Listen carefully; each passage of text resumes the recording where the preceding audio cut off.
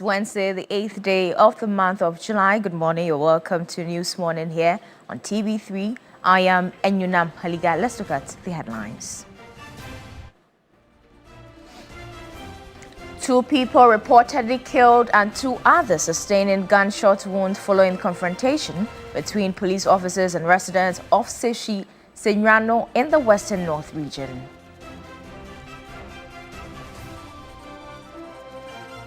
Also, Interior Minister reviews suspected official coalition in the meth shipment as he promises stronger security checks.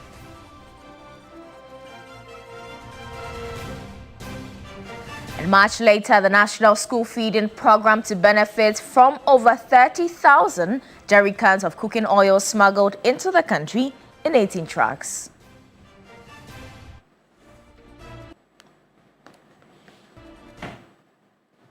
Thank you for joining us this morning. We'll rather start on an unfortunate news as 2 people have reportedly been killed while 2 others have sustained gunshot injuries following a confrontation between the police officers and residents of Seshi Senyano in the Draboso district of the Western North region. Now, the incident is alleged to have occurred when officers from the Divisional Police Command went to the community to arrest a suspected drug peddler. Residents claimed that some members of the community attempted to resist the arrest, leading to a confrontation during which the police allegedly opened fire. The injured have been taken to a health facility for treatment.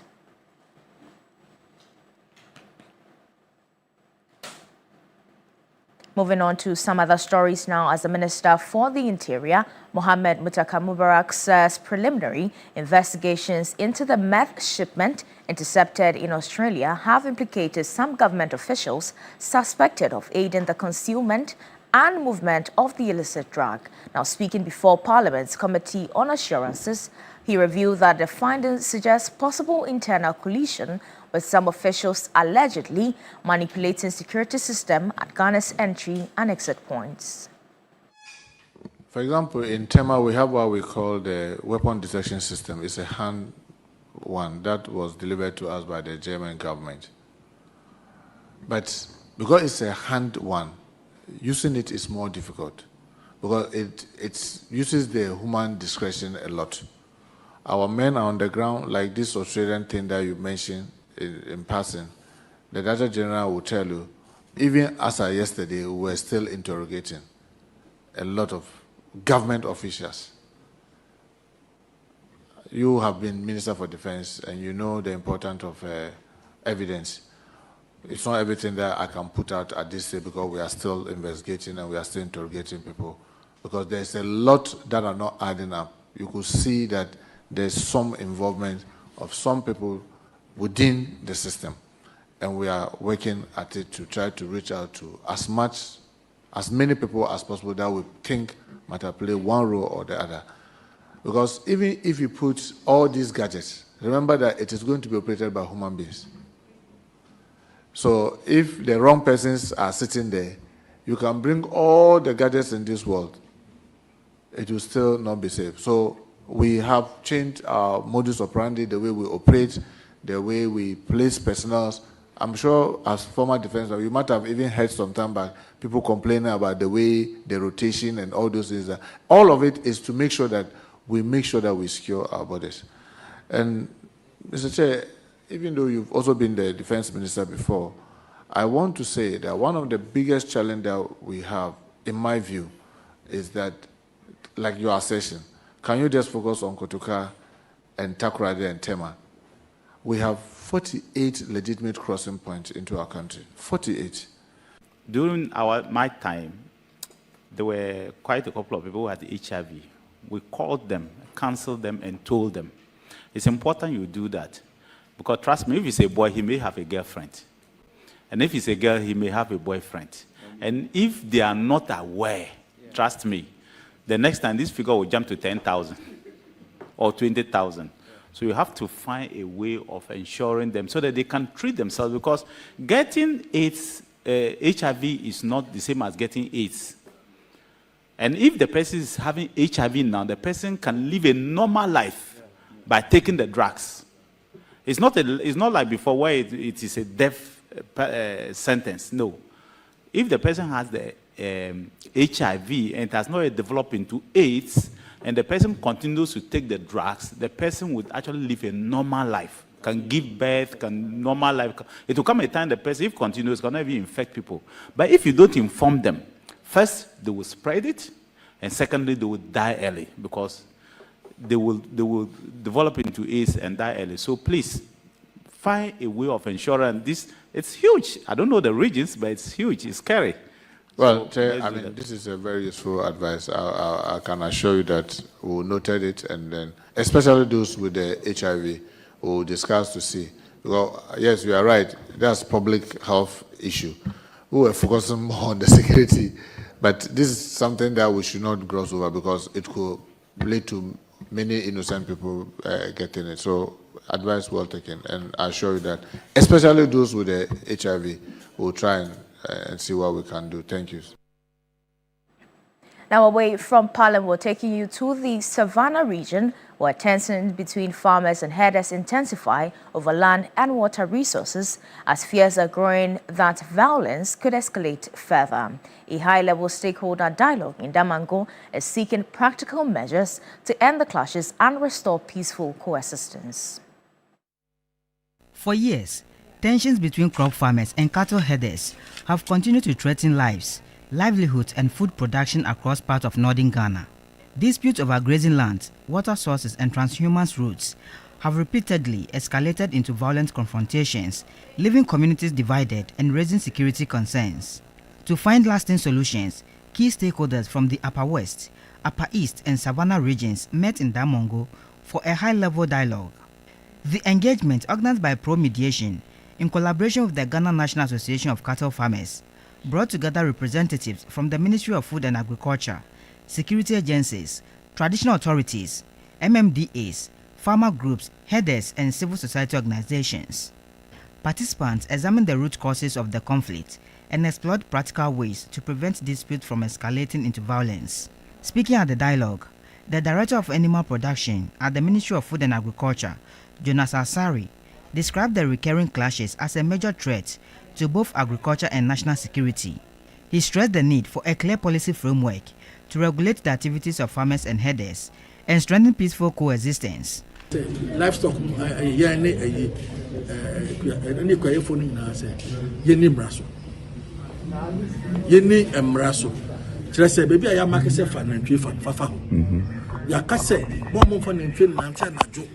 because I'm not going to say by accident, I'm going to POB form now. I'm saying, upon number first, I had the market. You will so baby on Behome, you will veterinary for where show our quan so. It is a good say on Betty and Commodina, Yanase, Futu Edema, no one D. Emrana Yashishan. President of the Ghana National Association of Cattle Farmers, Imam Hanafi Sunday, advocated for the creation of a comprehensive database for cattle owners and herders to improve monitoring, accountability and regulation within the livestock sector. Because any because Nina Ebuanyan. But near a woman so problems a woman a man who a woman on so. And also your idea as I said, yes, na ye to me to an among na ye see and no kind. Ye to me a protector na ye danny papa non quiet a danny papa non quiet. Participants at the dialogue outlined a 4-point action plan focused on strengthening policies governing farmer-herder relations, improving early warning and conflict prevention systems, enhancing mediation and dispute resolution mechanisms, and building trust among farmers, herders, and local communities. Now to one of our headline stories. The Ghana Revenue Authority has officially affirmed confiscation of the entire 18-truck consignment originally falsely declared as transit cargo. This follows investigations into an attempted transit diversion scheme uncovered in February 2026. Now, the Commissioner General, Anthony Kwesi Sapon, confirmed the seized 39,256 jerrycans of cooking oil has been legally reallocated to the support of the National School Feeding Program. You have a name in there but no individual person has actually come forward to say, this is my consignment. So at the moment, we have to close the investigation and move on. Based on the findings, the items will be confiscated to the state. Under the direction of the Ministry of Finance, GRA is allocating the consignment to the National School Feeding Program in support of national cause. The joint crackdown by National Security and Customs Preventive Officers began when the trucks were intercepted along the Kpung barrier toward the motorway on suspicion of local market diversion. A subsequent cross-border investigation exposed a highly coordinated fraud network. Despite border paperwork claiming the cargo was heading to Niger, authentic Togolese customs documents revealed the goods, which originated in Malaysia and Indonesia, were actually bound for Abidjan, Côte d'Ivoire. Our re-examination found out about 39,256 jerrycans of vegetable cooking oil, as against 35,246 declared to customs at the Ghana side, clearly showing under declaration of 4,010 units of jerrycans. We are conducting further investigations into the activities of the agent to ensure that any areas the agent is also found culpable will also be dealt with or sanctioned in accordance with law. In a firm push for internal accountability, the Commissioner General confirmed that 4 GRA officers who initially processed the illicit consignment have been interdicted. They are undergoing our internal disciplinary processes to ensure that all officers who are involved in the processing of the transaction and who are found culpable not to have followed due process will be dealt with in accordance with the internal processes and with law. The GRA maintains that enforcement has been aggressively scaled up at all 3 points to eradicate cross-border financial crimes and protect state revenue. Now, the Attorney General has laid before Parliament the Tribunals Bill 2026, seeking to revive public tribunals and fast-track corruption, economic crimes and environmental offences. The proposed tribunals face scrutiny over their structure, history and ability to improve public confidence in Ghana's justice system. There's more in the fuller reports. The laying of the Tribunal Bill 2026 in Parliament on July 6 is almost 2 years of extensive work and consultation by the Attorney General to see the revival of perhaps one of the most controversial campaign promises yet. The proposal by the NDC during the 2024 election campaign was that public tribunals would breathe life into dormant constitutional provisions and fast-track the prosecution of corruption and economic crimes. The new bill graciously takes cognizance of the horrid past, hoping of establishing a court system that helps build confidence and trust in the current status quo. The bill proposes the establishment of 2 sets of tribunals. A regional tribunal would currently exist in Article 126 of 1992 Constitution and a district tribunal. For the Member of Parliament for Minsha South and a member of the Constitutional, Legal and Parliamentary Affairs Committee, Nana Eje Bafwewa, creating dedicated courts or tribunals for a particular category of cases could amount to an inefficient use of state-limited judicial resources. I find it so sad that as a country, we want to waste resources like that. You already have a court system. And indeed, in the last 8 years, our court has seen significant expansion across the length and breadth of the country under Nana Addo Akufo-Addo and Dr. Bawumia's government. We had 120 new courts being built all over the country. And so it is not the absence of court infrastructure, right? And therefore, if it is the case that you want specialized courts to deal with specialized situations like mining, then the Chief Justice has been given the power under the Constitution to create divisions of the High Court. What one notices in the proposed bill is a focus on precedents in respect of an offence under the Minerals and Mining Act 2006, that's Act 703. A further read shows it could become a bill that establishes court to deal with the unending battle of illegal mining and environmental crimes in general. For a long time, civil society has been talking about how the judicial system is not prioritizing cases in relation to environment and particularly in relation to illegal mining. So to see that this has begun and with the government and the AG pushing the bill to Parliament is very important. And like you said, I mean, I see this, looking at the bill as it is now, as more of a procedural enhancement of all the existing laws. Away from the legal argument, some members of the public say what matters most is a justice system that resolves cases quickly without compromising fairness.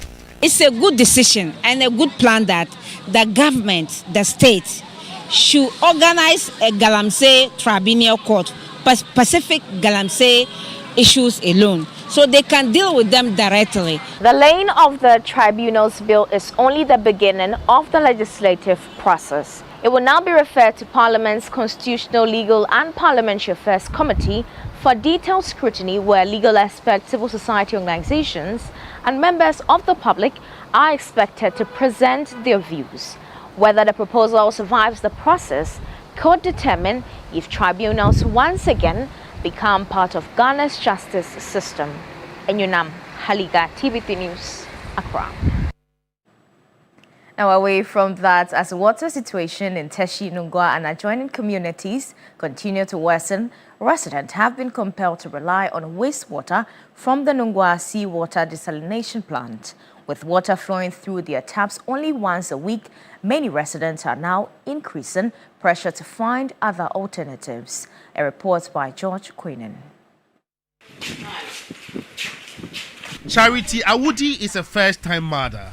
She has not been spared from the impact of the water crisis in Nungwa and its adjoining communities.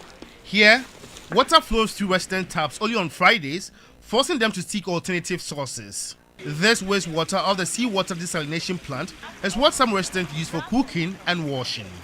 She tells me it has helped them cope with the crisis. So it was Charity that did the whole work. I just escorted her. And, well, just look at the sweat and how I'm panting. And she's someone who delivered 3 months ago. So if she does this 3 times in a day, in a week, you can imagine how stressful it's going to be. And she tells me she's not even well. And you can actually feel it from her coughing. And so this is the trauma she goes through on a daily basis. So you'll be suffering. I'm even panting. Very, very tired. Just 1 gallon this morning. I can't stand it because I'm very, very tired. It's been like this every day since they stopped bringing water for us. Like, this is how we're managing. So we please beg them to do something about it, because if it keeps happening like this, I don't think we can survive it, because I'm severely sick. This is the amount of water a household used over the past week for drinking and bathing their children. Due to the inconsistency in the flow of tap water in Nungwa, tenants rarely access this very tap. It's a reason the key to this very lock is missing and they can't really be boarded. Hajabuna spends 350 cedis to fill this water storage tank. For the smaller containers, she spends 75 cedis on each. When operational, the seawater desalination plant serves the water needs of many households and surrounding communities. With the current situation, residents are calling on the local authorities to facilitate the resumption of its operations. It has been a while since. It's not easy. And for some of us, we are unable to fetch water. So if we don't get people to fetch for us, it is very tedious. You can imagine how we feel. It got to a time we went the whole month without water. Wastewater no ebano. Eno na nkrofo na di dware. De enum de to pure water. Your boka pure water bag back will be a 12 cedi. We spend a lot on sachet water, which does not last for more than a day. Government must ensure the plant resumes operation so that our lives can be better. But you are not because time and so we bano. The bian zo obian complaining. The Member of Parliament for Krowa and Minister for Gender, Children and Social Protection, Dr. Agnes Momolate, said in a phone interview that the situation is being resolved. She added that, in the absence of the plant, water tankers are supplying water to residents as an interim measure. George Queenan, TV3 News, Nungwa, Accra. Now, Cabinet is scheduled to meet on Friday to finalize the government's position paper on constitutional review. President John Dramani Mahama has announced that once Cabinet concludes its work, the Legal Counsel and the Attorney General will take approximately 1 to 2 weeks to consolidate the document. The President made these remarks at a send-off for 3 foreign envoys at the Jubilee House. Quite far. Cabinet is meeting on Friday to complete the government position paper. After that, I think the Legal Counsel and the Attorney General will take about a week or two to put it all together. And after that is done, we'll, together with the Constitutional Review Committee report and the government position paper, we'll hand it over to the Constitutional Review Implementation Committee to kickstart the process of the constitutional review. The 1992 Constitution has served us very well. It's been one of our best constitutions, and that is what has, been the underpinnings of the Fourth Republic. And the Fourth Republic has lasted longer than any other republic in our history. And so we believe that any tweaking of the Constitution will only go to strengthen it even more and make it a living document to take us for the next 30 years. And so we appreciate the support that you have given.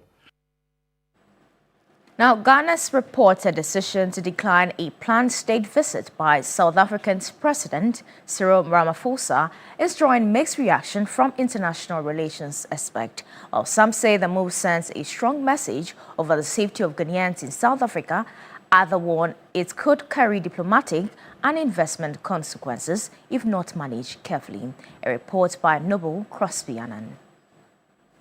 Ghana has reportedly declined a planned state visit by South African President Cyril Ramaphosa, citing growing concerns over xenophobic attacks in South Africa and the safety of Ghanaian nationals.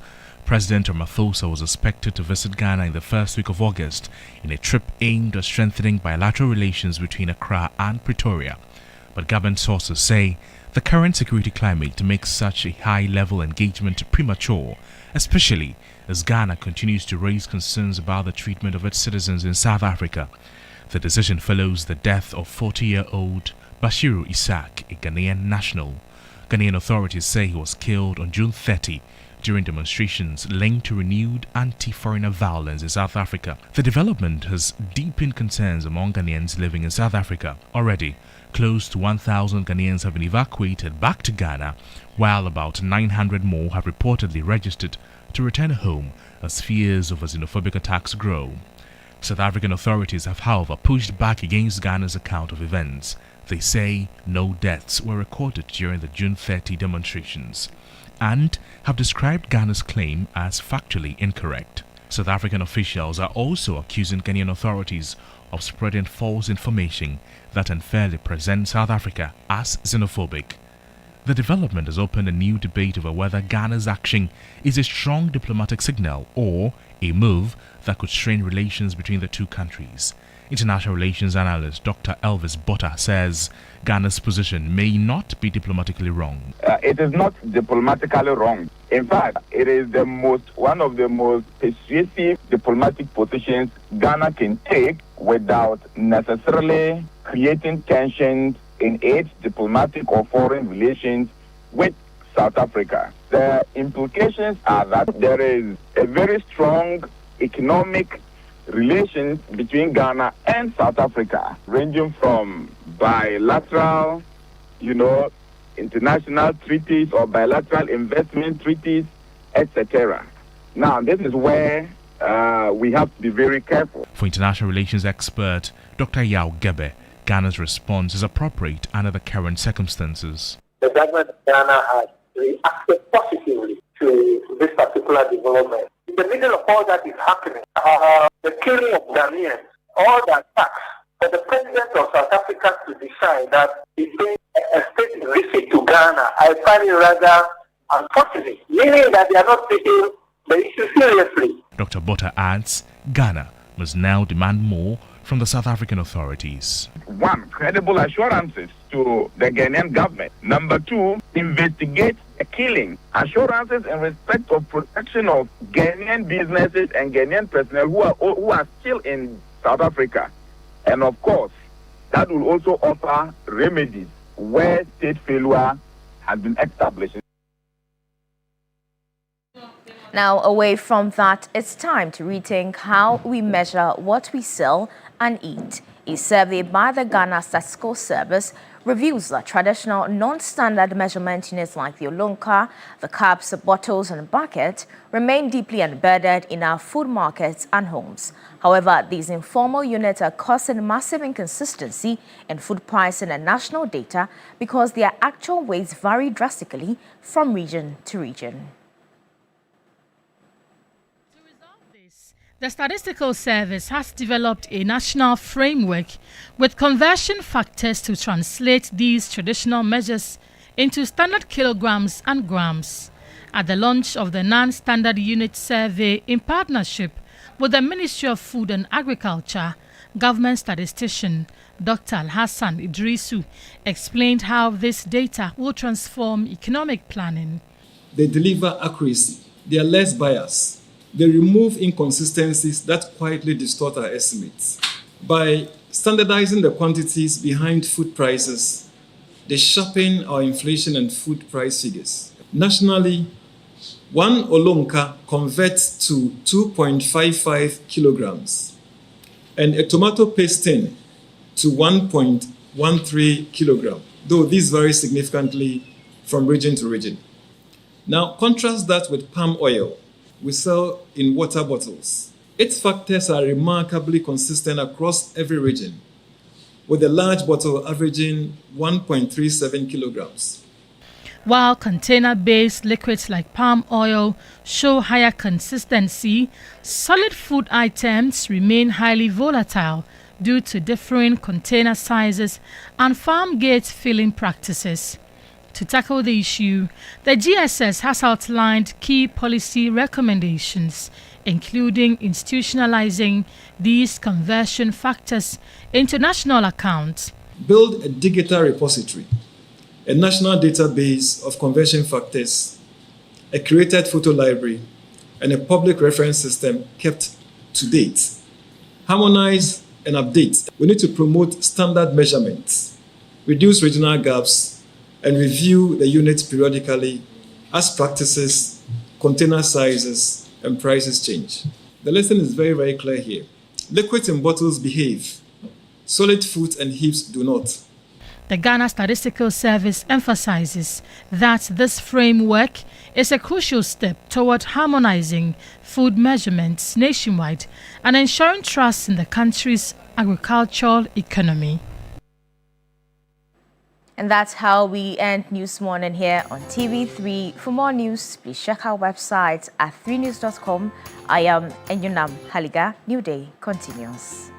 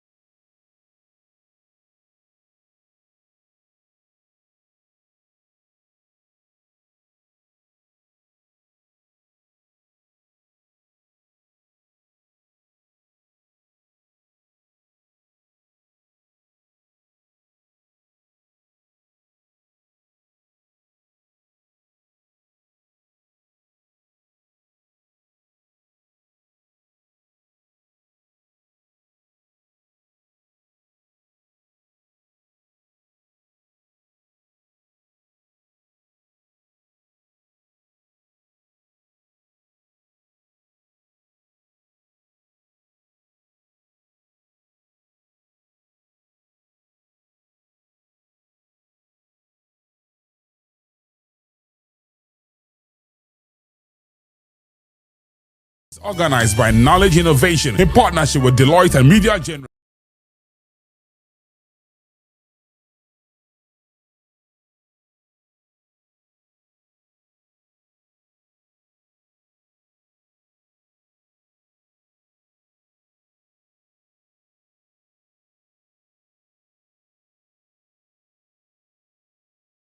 Through generations.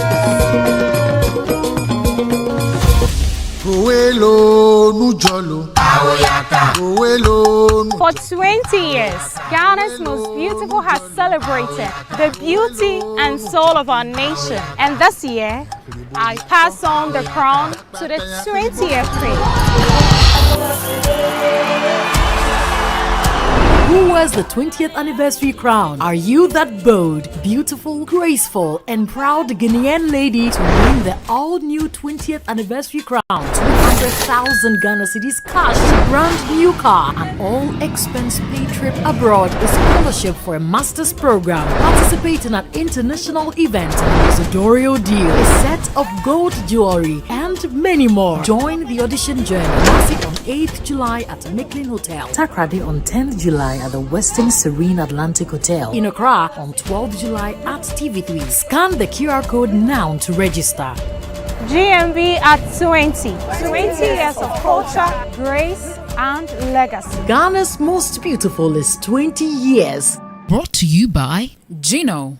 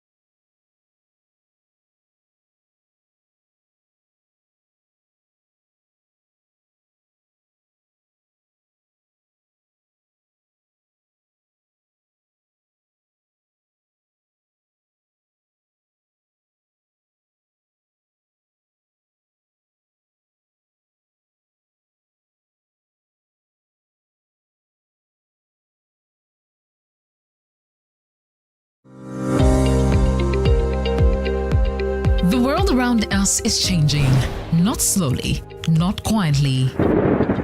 In the north, the rains that once arrived on time don't come anymore. In the middle belt, rivers and forests disappearing overnight.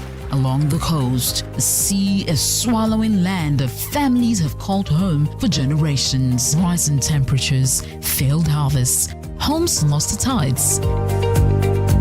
This is not a warning about tomorrow. This is the world right now.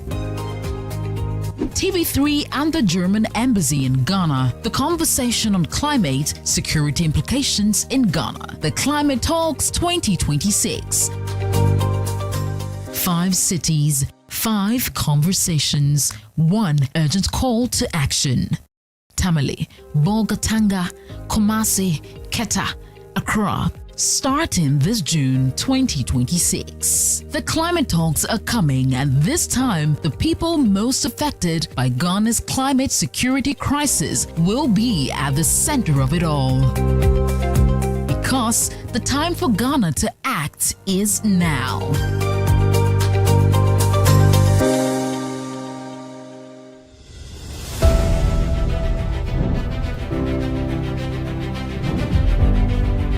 In a world full of noise, clarity matters. Stories shape us, ideas challenge us. An honest dialogue moves us forward. This is a space for depth, where voices are heard, perspectives matter. Conversations with Dr. Abnanya Kwasmeni, coming soon on TV3. TV3, first in news. For 20 years, Ghana's most beautiful has celebrated the beauty and soul of our nation. And this year, I pass on the crown to the 20th queen. Who wears the 20th anniversary crown? Are you that bold, beautiful, graceful, and proud Ghanaian lady to win the all-new 20th anniversary crown? 200,000 Ghana cedis cash, brand new car, an all-expense-paid trip abroad, a scholarship for a master's program, participate in an international event, a Zodorio deal, a set of gold jewelry, and many more. Join the audition journey. Nasi on 8th July at Micklin Hotel. Takrady on 10th July at the Western Serene Atlantic Hotel. In Accra on 12th July at TV3. Scan the QR code now to register. GMB at 20. 20 years of culture, grace, and legacy. Ghana's most beautiful is 20 years. Brought to you by Gino Pomo Tomato Mix, GTP, Kivo Gari 4-in-1 Mix, and Kivo Hot Pepper. Obwasid Numna Wumwankasa, Heaven Black Mosquito Spray and Coil, Fratelli Cali.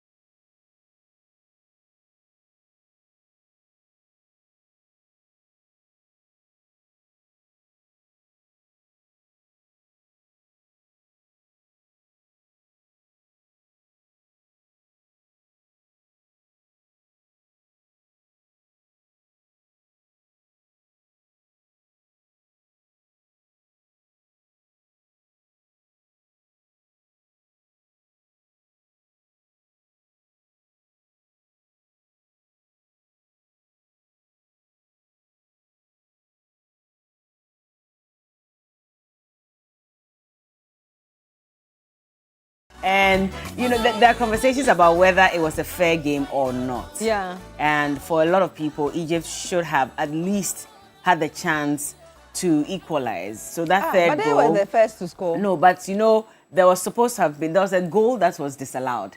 And then eventually, there was also what looked like a penalty kick that was not given to them because Mo Salah was in the penalty box and then he was brought down.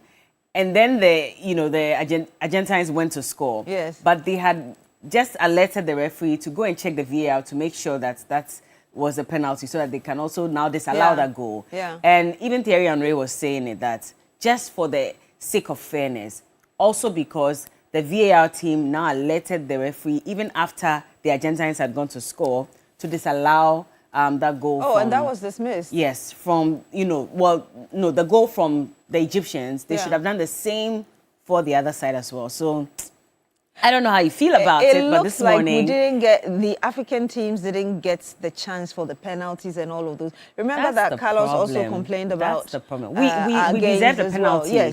Yes, I think against England or so. Yeah. And they didn't give us that penalty. They didn't even look at it. Yes. And it's the same thing that a lot of people feel should have happened to That's why you say, I think the VAR went to have a coffee or something, so he was hoping they would deal with it. I mean, if you ask me, to be fair, I thought that the referee should have at least gone to check the VAR. Yeah. If you go and check and review, yeah, and you come back and say after reviewing you didn't think that was, because to an extent it also sort of looked like, there was a dive, but at the same time there was also, a kick somewhere. Yeah. But he should have just reviewed it, just to make it fair, so that the Africans don't feel as if there's a deliberate attempt to get Messi, especially, into the finals or to the next round, because that's sort of how it looked. But for Messi fans, they don't care. They say, of course, they won. And I thought that the Egyptians also lost guard, because how do you lead by 2 goals? Exactly. Come back in the second. Yes. And the moment they came back in the second half, you could tell that their gameplay had changed. Yes. So they weren't really in charge like they were in the beginning.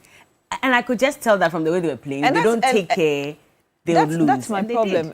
You find that with even the Black Stars and other African countries, the moment they score first, they want to relax. But the question I asked myself was, you can't be playing with Messi, and even if you've scored 10 games, just relax, because something could happen before the game ends. And look at it, almost last minute, less than 5 minutes, and he right? kept trying. Exactly. Especially because he missed the penalty. So I'm sure he was thinking in his head that I'm not going to allow my people to blame me for our exit in the competition. Yes. So if I have to do everything to make sure I score, then I will. And he attempted a number of times, and eventually a goal went in. And I think that just opened the window for them to try again, and they scored. From 0-3 against that's 2 eventually. Incredible. That's incredible. But the Egyptian coach made a sign.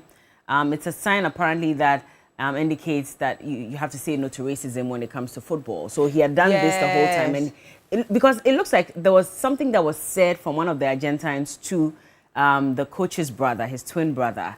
And that's when he did the sign to show that say no to racism. He was now alerting the officials as well. Then he got a yellow card for doing that. So it's like a very complicated thing. I mean, it's interesting that happened because, further. It's just few hours after Imape's issue with the Paraguayan senator. Yeah. And already yesterday, I saw the United Nations has also spoken about it, using the same words as Imape used, that the woman was being despicable, etc. She said she wants to sue Mbappe. Yes. The nerve. But the French government has also indicated that it will go ahead. And even Emmanuel Macron has responded, saying that was a goal against racism. And so this is a row that has started. I don't know how the senator is going to win. I don't even know where she came from all of a sudden to make that statement. Yes. Because it didn't make sense. Yeah. Your team lost. What's your problem? Because they played a very bad game. If you ask me, they were too aggressive. They were deliberately trying to hurt the boys. Yeah. So take it as it went and just go home. And now you are, if you even want to comment about the game, comment. But don't now come and talk about the fact that he is a Cameroonian who thinks or who feels like he's French. I mean, that was below the bar. And you know what amazes? You don't make that statement Yes. at any point. And her excuse was that she grew up from a generation that makes racial slurs like a common thing. And so she doesn't see how we're overreacting because they say, I don't even want to repeat referred what she to said. her own mixed race background and how that was used against her. And I'm like, if you've suffered that, should you actually escalate that against another person? And so, But that tells you the mentality that a lot of these people have. Oh, yes.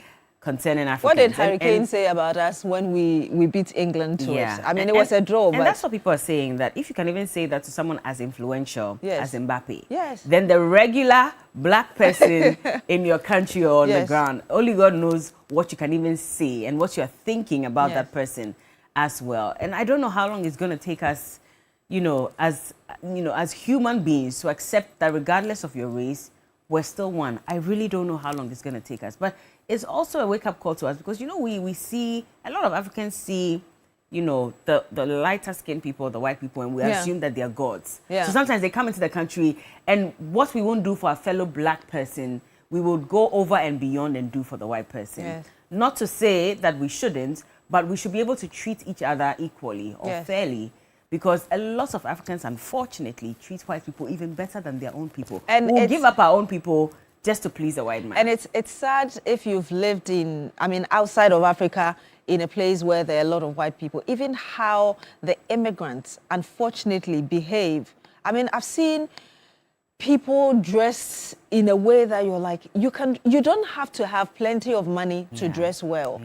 And the first thing or the way people will react to you, first of all, even before they get to know you, is how you're dressed. And so if you're dressed down, looking all the hair disheveled, all of these things, people will treat you badly even before they get to find. And unfortunately, I saw a lot of that. And I was very disappointed. And it is not a justification for how blacks are treated outside, but how you've presented yourself alone would get people to treat you that way. So why do you think a lot of black people are investing heavily in designer brands, especially out there? When you're going shopping, even when you're going shopping. Now, for a lot of black people, you have to wear all the designer stuff because then when you walk into the shop, they know that this person can afford. But if you go, like you said, looking even regular, not even disheveled, but looking very regular, not wearing any brand and stuff, they look at you and assume you are going to steal something from the shop. And I've experienced that before. So I remember there was one time I was in one of these countries, and when I'm shopping, it takes me a while to decide. Like when I see two different colors of the same thing, I'm standing there like, should I get this? Should I get that? So I'm always very confused, and it takes me a while to decide. There were a number of other people in the shop, and they were also white. But I think I was probably the only black person. When I was standing there, I could feel that there were some eyes that were staring at me the whole time. What is she trying to do? So the security guy was at the main entrance. But I'm sure someone probably was watching me and alerted him that there's a black lady here who seems to be standing at one place. So I noticed that he walked all the way and came to stand at the beginning of the aisle. And now started looking at me. And he didn't take his eyes off.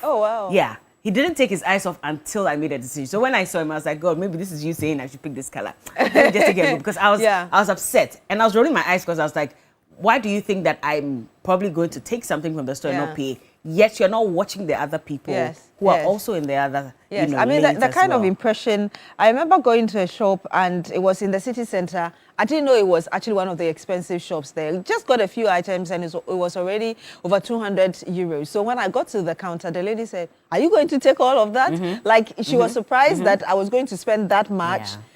Just to get these few items. And another place where I used I've forgotten the currency, but it was less than 100 euros. It was 50 euros to buy an item that was just some cents.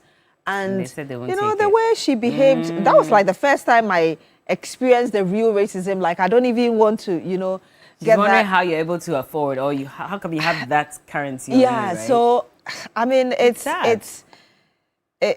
really bad. It's bad. It's also why, for a lot of Africans, they were throwing their supports behind Egypt. First of all, of course, because Egypt is an African country.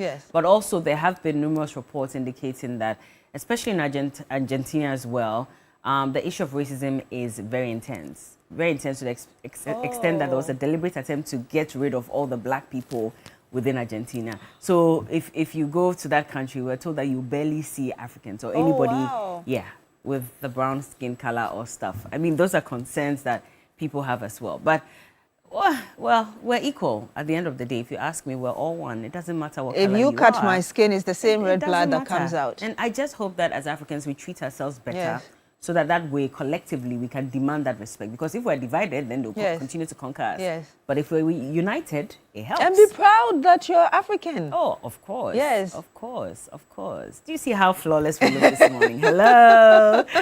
Anyway, well, let's move away from that and talk about a number of other things as well. This morning, we have a number of concerns, but most importantly, we're going to be updating you on the weather, just to let you know exactly what to expect. As I was leaving home, the rain showers were already coming. You know, it got quite intense at a point, and then it slowed down a bit. But in another community, I'm told around the Oyarifa area, it was actually raining. Oh. I don't know if it stopped or if it's continuing. So we're going to take a look at the weather and update you so you know what to do if you haven't left home already. I'm sure some of you are even now getting up. Yeah, now waking up. They are like, okay, let me check what's happening so this morning. Do you know what time we wake up to go to work? But it's fine. We'll keep you updated. But if you are in bed feeling all lazy and now stretching, yes, you are lucky. You could have been here talking. But we'll update you on the weather as well. So I went to the salon one day and the lady was like, what time do you get to work? When I told her, I said, oh, by that time I'm now stretched, you know. It's like, that's when the sleep is very sweet. Yes. That's a sacrifice. But it doesn't look like we should be expecting a lot more rains today, in Accra in particular. I think I saw about 30% chance of rain in most parts of the capital city, as well as some other places. But I think there's a place like Tafo, which is expecting about 60% of rain, the possibility, and also a number of areas in the western region as well. So wherever you find yourself in the country, just be prepared. We're still not out of the rainy season yet. So be prepared and ensure that you're safe. I just pray it doesn't rain. I mean, for the sake of, you know, those communities that are already reeling from the floods, have not recovered their items, because you visited Alajo 2 days ago. Yesterday, Cookie was in Chado, and people are still drying their mattresses. They're still washing their clothes. All the appliances are destroyed. Only God knows what could happen if we encounter another, you know, intense rain in this country. And so, for a lot of us, when they tell us to expect rain and it doesn't happen, I'm not the type that will go against Ghana Metro. I always just say thank you, God, because I don't want people to go through that, you know, a process all over again. So if we can stay away from rains for the next couple of weeks, I would be happy. In Accra? I would be. Not in Accra, all across, because it didn't just affect people in Accra. Yes, but there are some people in the central who region need and the the Volta rain. region. Yes, in certain areas. You just... We have to wait. We have to wait at this point. I know some people need the rain, but I don't think we can ever get over the fact that now it's not even just 34 people. Yesterday, a body was discovered as well. So now the number has shot up to 35. Yes. Only God knows how many more bodies we're going to discover as we move along. And if it rains that heavily, or even if it's just light showers, whichever way, we do not want to encounter floods in any form anymore. And you know, yesterday... And so we hope that maybe if, yes, some people need the rain, maybe it should be as light as possible, enough for them to get the amount of rain they need, but not to go into people's homes and destroy things. You know, yesterday, driving through the La area, Chado in particular, I saw that they had dredged some big gutters there, and I was hoping that this is not just for this rainy season. There has to be a way of regularizing the dredging of our gutters. With that, whether or not it is time for rain, we are not bothered. And when we finish dredging them, let's take the sills off the shoulders of the road. That's the most important. Let's take them away. Because then we leave them, the next rain, they wash back into so it's like square one of what we've done. And I know that it is happening across other parts of the capital city as well. Yesterday, we had the mitigation task force plus garage officials, among others, going to Oyarifa in some areas, and it was part of things that they were going to do. It should be a regular system, like a timetable where we know every 2 months, every 2 weeks, we are dredging these gutters and drains, just so we don't wait until rainy season for us to do that, because again it would be reactionary, because the damage would have been caused already. I mean, this weekend we're all getting ready to clean our environments per the president's announcement as well, and so it starts on Friday. We're expecting that the MMDAs and of course the ministries, etc., the government institutions are the ones who are going to start and spearhead this campaign of ensuring that our communities are clean. And then on Saturday, the rest of us are expected to also come out and support in the cleaning process. So just in front of your house, I'm sure everybody probably has a gutter in front of their homes, or I mean just around as well. We entreat you all to come out and clean your environment. And we hope that we're going back to that point where, you know, it becomes regular. So if it's once a month where everybody comes up, because we used to have that in the past. In fact, I remember just a few years ago, I think under the NPP as well, the former Greater Accra Regional Minister, I've forgotten his name, Henry Quartey. I remember that in the business district, the central district of Accra, every first Friday or last Friday of the month when you go to the market, all shops are closed in the morning. Yes. You are not allowed to open because you're supposed to ensure that you're taking part in the cleaning exercise, ensuring that the whole community is clean before the markets are open. We brought that back recently. Yeah. And I remember that there was one time I went to Accra with my sister or so. It was around that time because we had to go and check on some items. When we went, it was very early. And they said we cannot open until... It happened to me too. Yes, until the cleaning exercise is done. And so you will have to either wait or go and come back at a later time. And I respected that because we have to do it, whether we like it or not. Is it an attitudinal problem? To a large extent, yes. Is it an engineering problem? Yes. But at least for us to change our attitudes, let's be intentional about keeping our environment clean. So if you're going and you realize that there's some, you know, there's some piece of plastic somewhere and you can pick it up, do so. If you also have a piece of plastic on you, keep it in your bag, in your pocket, and don't wherever. be driving and be throwing things out of your car. Do you know the Polo area around the airport? I was just behind a very fine car. And then I saw just thrown out of it. I nearly stopped to go and tell this guy, why have you... So this thing you've put there, who should come and clean it for you? But I just said, just move on because sometimes some fights are not worth it. And but when I moved on, I actually regretted I didn't stop to tell the guy what you did was wrong. We've seen videos of people confronting such persons as well. I think there was a coconut seller who was done, and then the coconut husk, he was standing by a large drain, and he was just tossing it in. And someone actually recorded him. I was asking him that, because, I mean, why do you do such a thing? I remember I went for an event as well recently. There was a beautiful young lady. It was muddy that day, so... Of course, after the event was done, because it was in the grass, so everybody was wiping their feet.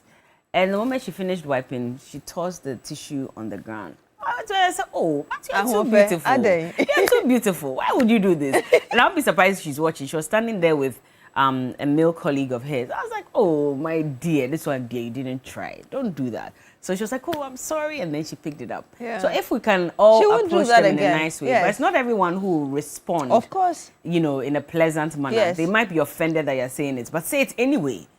Because we all have to take part in this process to ensure our environment is clean. It's like somebody driving slowly ahead of you and you trying to get the person, and especially when they're on the phone, they'll tell you, any chief family, so never drive over many. It's and they know they are clearly wrong. So there's a lot for us to do. Yeah, there is. In fact, this morning we're going to be talking about, you know, a decision that's been made, or in fact, an advice that's been sent to Parliament from the Council of State, indicating that that review process that's ongoing to reverse the law, the constitution that bars government officials from holding office if they are dual citizens. Well, there's a review that's ongoing. In fact, the first reading has happened, and so I'm sure that Parliament was going through the review process to ensure that it is also repealed and reversed. But the Council of State says they don't think it should be reversed, that its constitution should hold. And so we'll get into that conversation. I remember that the President, during his town hall meeting in the UK at the end of May, had touched on it, and he referenced James Gyakye-Quayson, the Deputy Foreign Affairs Minister, because he was in the crowd as well. He said that he likes to call it the James Gyakye-Quayson law because he was the one that in recent times suffered the most from this dual citizenship issue as well. And eventually, you know, even before that, he had renounced his Canadian citizenship, but there was a law, there was, you know, a case that was filed in court. It went through the whole process. They had to vote all over again. So he was saying that he backs that review and hopes that eventually it can be reversed, especially because we have a 17th region indirectly, and that's the diaspora, because they contribute heavily to our economy as well. But the Council of State has a different opinion, and they don't think that it should be reversed. So we'll get into that conversation. There's also a new report, a 2025 report from the Auditor General, indicating that monies have been misappropriated. There are some irregularities. We're still losing a lot of money, billions of Ghana cedis.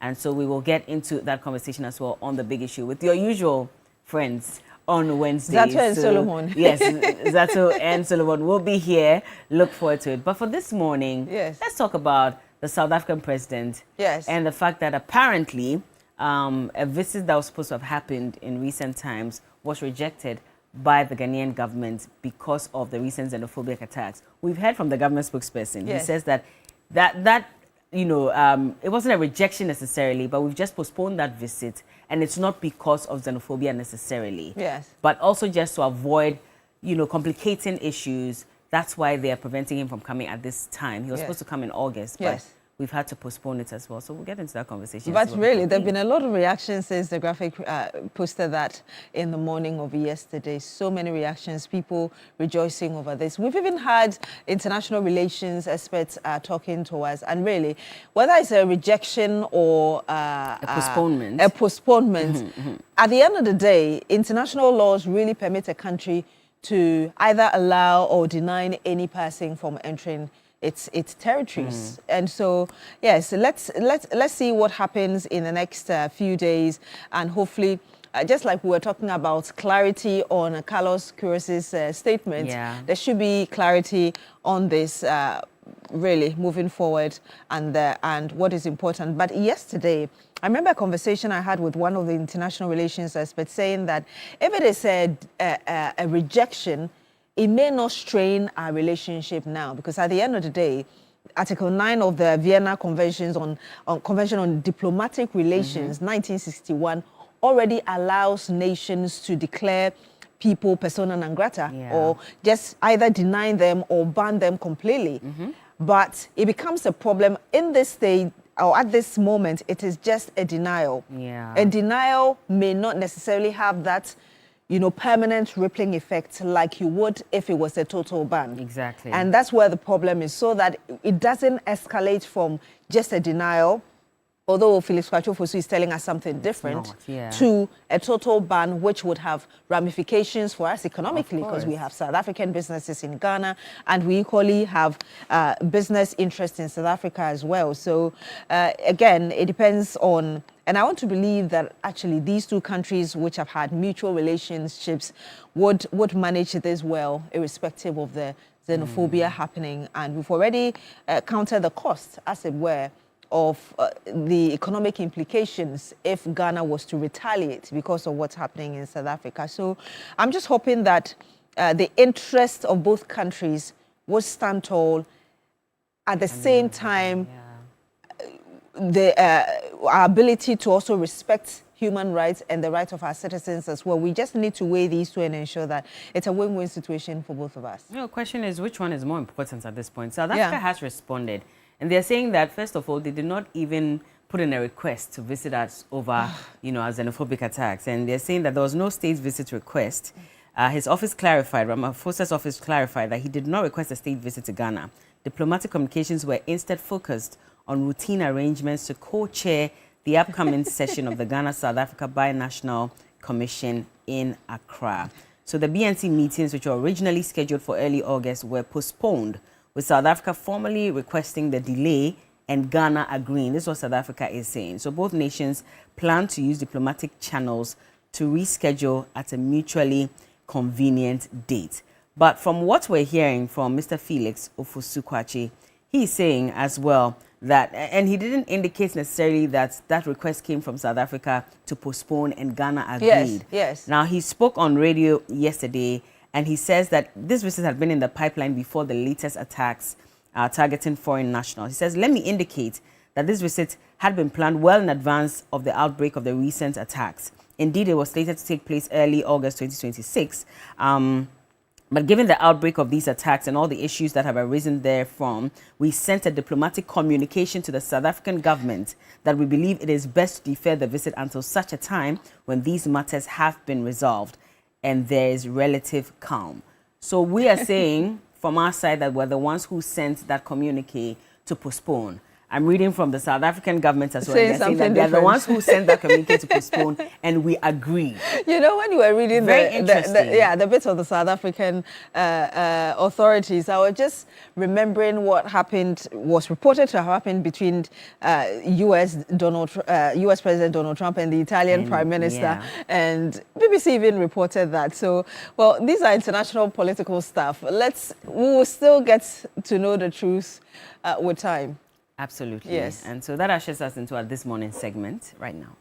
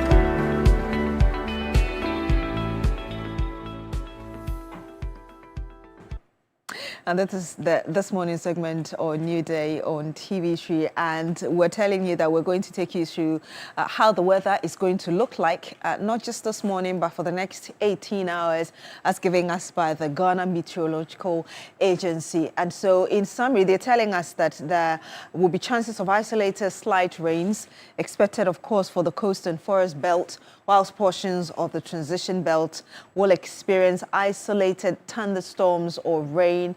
And also, in the midst of that, we should expect mist and fog patches to reduce visibility range during this period. Remember, it's an 18-hour forecast. Now, again, it says, as the day progresses, brief spells of sunshine are anticipated to prevail for most places in the country, with the likelihood of thunderstorms and rain of varying intensities occurring over part of the coast, middle, transition and northern sectors. And that's what I was saying earlier, that it doesn't look like we have the same percentages across the country. I mean, you have Aplao, which is in the Volta region. This morning, slight rain of about 30%. And then in the afternoon, we should be expecting some thunderstorm with rain, but it is still within the range of 30%. And in the evening, it goes up to 40%, still with thunderstorm. So the thunderstorm expected to start from afternoon and last till evening, with the rain increasing an extra 10%. That is what the probability is saying.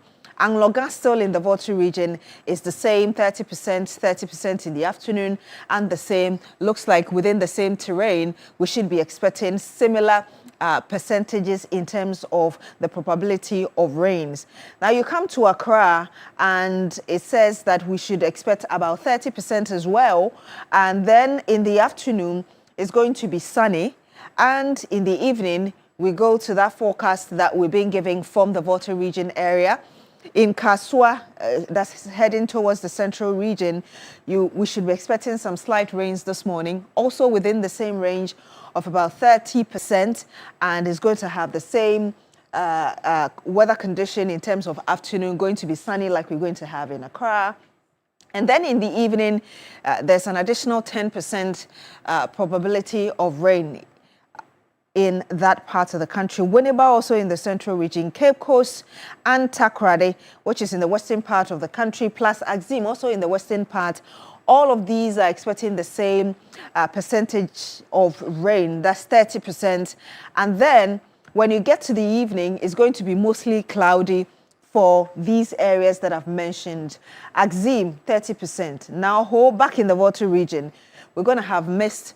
We should be expecting about 40% of that in the morning. It drops to 30%, but 30% with thunderstorm and, of course, rain associated with it. And then you go to the evening, you get your Oxo. Okay, it shot up by 10%. Rains with thunderstorm. Koforidia in the eastern region, you have about 30%. So mostly the 30% seems to be running through across parts of the country, not just in Accra, but also in the Volta, Western and other parts of the country. I want us to go to Seshi, Bekwai, and Takwa area, Ketekrachi, Atebubu, Ejura, Kintampo. Kintampo, of course, in the northern parts of the country. Sunyai, within the Middle Belt. Techima, and also within the Middle Belt. Sampa. All of these are expected to have about 40% of rain with thunderstorm. That should be in the morning. And then when you get to the afternoon, it's a mixture of sun and also, yes, just a bit of rain as well with thunderstorm. That's when you get to Bolga, which is in the upper east of the country. Nanlerigu, Wa in upper west. Also Jirapa in upper west as well. And then that will be for the morning. When you get to the afternoon, it looks like we should be expecting a lot more of rain with thunderstorm, particularly Tamale in the northern region, all the way to Damango, Bolga, Nanlerigu. So that's like in the northern parts of the country. They seem to have the same expectation as regards what we should see in terms of rain and thunderstorm. And again, the Ghana Meteor Agency is telling us that the state of the sea will be rough. We've had this forecast, as it were, regarding the state of the sea for a period of time. Aside from the day of the rain, which caused the devastation Monday, the 29th of June, it looks like after that day, from Tuesday up until now, we've had this forecast of the sea going to be very rough, and obviously still cautioning people, if you are around this area, you need to be careful as well around the sea. But basically, this is what we should be expecting, mostly 30% of rain in most part of the country, and of course other places 40% with thunderstorm also expected. Yes. I see. Well, that's a caution to you if you find yourself within those environments as well. Just stay alert. If you have to leave home now, of course, make sure that you have all the requirements needed to ensure your safety. But let's get into our this morning conversation as well. And so a story broke yesterday. It was originally from Graphic Online that indicated that a visit that had been apparently requested by the South African government to have their president, Cyril Ramaphosa, visit us in Ghana had been rejected by the Ghanaian authorities. And it said that the government had declined a request for a state visit by South African President Cyril Ramaphosa, citing heightened concerns over recent xenophobic attacks in South Africa that have affected nationals. And it says, according to Daily Graphic's diplomatic sources in Accra and Pretoria, the decision followed a surge in anti-foreigner violence in parts of South Africa and in recent weeks that led to the repatriation of approximately 1,000 Ghanaians, with an additional 900 who are said to be registered for repatriation and are on standby. In fact, we heard from the High Commission from Ghana to South Africa over the weekend, speaking to Alfred on the key points, and he indicated that, yes, they do have about 900 people who are on the waiting list. They are only waiting for the Foreign Affairs Commission to give them the green light so they can make arrangements to bring them back home to Ghana. And so this broke out yesterday, and then the South African government responded. In fact, the spokesperson for the president in South Africa now came out and said that these reports were not a clear indication of what exactly transpired between the two nations. And while they said that, no, he did not request a visit, but like I read earlier, diplomatic communications were instead focused on routine arrangements to co-chair the upcoming session of the Ghana-South Africa Bi-National Commission in Accra. And in fact, the South African government was the one that formally requested the delay, and Ghana agreed on it. Now, we have the spokesperson for a presidency here in Ghana, Felix Ofosu-Kwakye, who says that There was no rejection outrightly. In fact, there was a meeting that was already in the works. It was supposed to have happened in August, but based on the recent tensions, they thought it was fair to at least delay his visit to Ghana until a time when, those xenophobic attacks had gone down a bit. And so we'll speak to a foreign relations expert at this point. Let's pick his thoughts on what he makes of this situation and, of course, the way forward with regards to the diplomatic relations that we have between Ghana and South Africa. Dr. Nana Yaw-Miriku is an international relations expert. He joins us via phone. Good morning, Doc. Good morning. Thank you for joining us. We hope you're well. I'm good. Yourself? I'm fine, thank you. So first of all, we've heard from the rejection from the South African government. The spokesperson for their president has spoken, and he describes that communique as misinformation. And he was even actually cautioning Ghanaians to stay away from misinforming the rest of Africa with regards to that visit. But in fact, he also indicated that they were the ones that now requested for a delay or a postponement in that visit to Ghana for the BNC meeting. We've heard from the Ghana spokesperson for government as well, and he says that it was because of these xenophobic attacks that they asked that, that visit, which was already in the works, be postponed at least till tensions are calmed before that visit happens. Where do you situate both statements? And do you think that there has been some misinformation here or there? Well, once again, good morning to you and good morning to your viewers.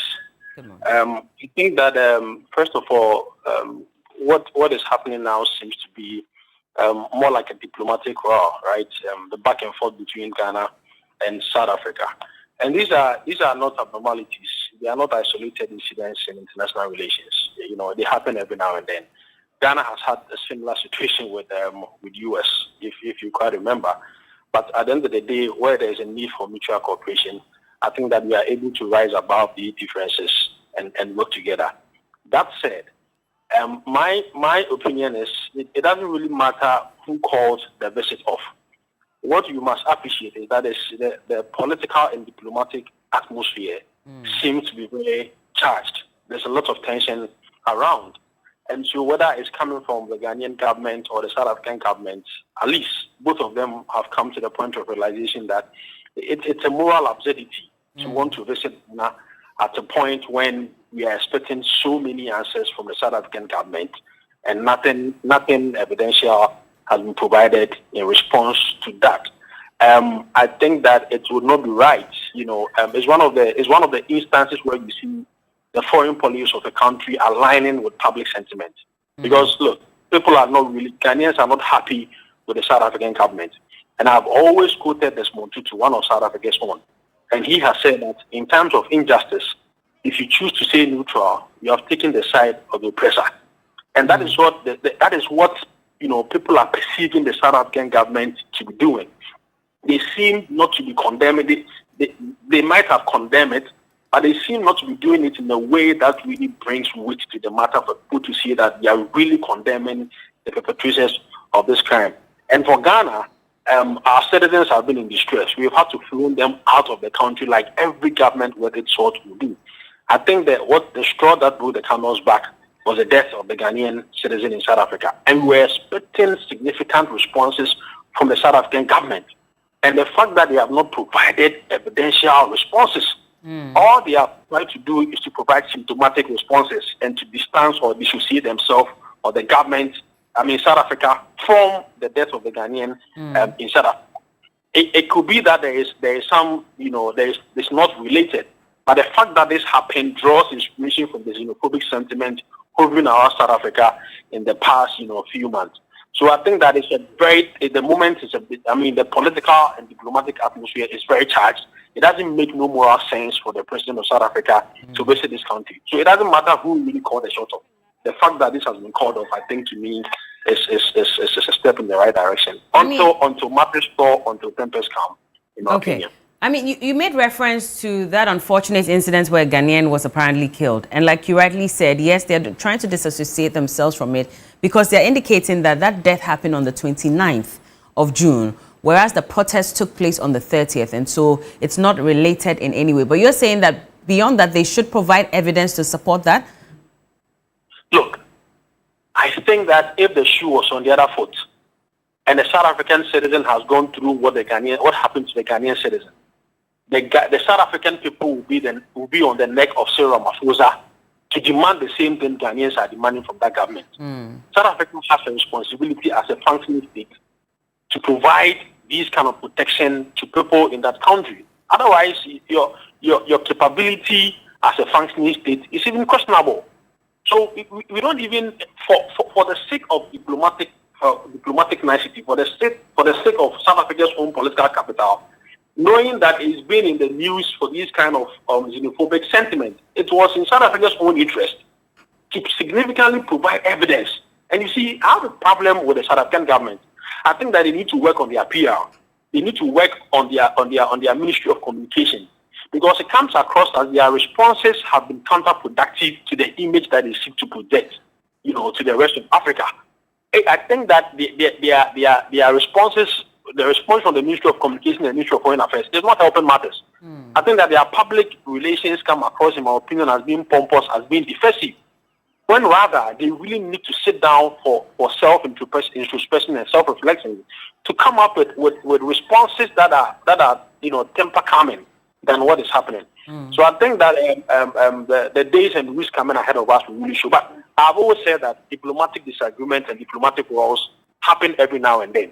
They are important for the heroes of diplomacy to move, and I think that this won't be an outlier. This won't mean that the relationship between Ghana and South Africa have gotten to the nadir of deterioration. I think that it is right. Ghana must register her sentiment through all available means. It must have some gravity and intensity. I think that the Ghanaian government has so far done excellently well. We are doing what every government with resource will do for a citizen. But I think that when tempers come and issues stall, we are able to rise about these differences. And once again, because you see, the other thing is also that Ghana must realize, and the whole Africa must realize, that it is not in the interest of us to be fighting amongst ourselves as a continent. We play to the glory of those that are happy to see us fight among themselves, and they come in as refugees. We don't want that.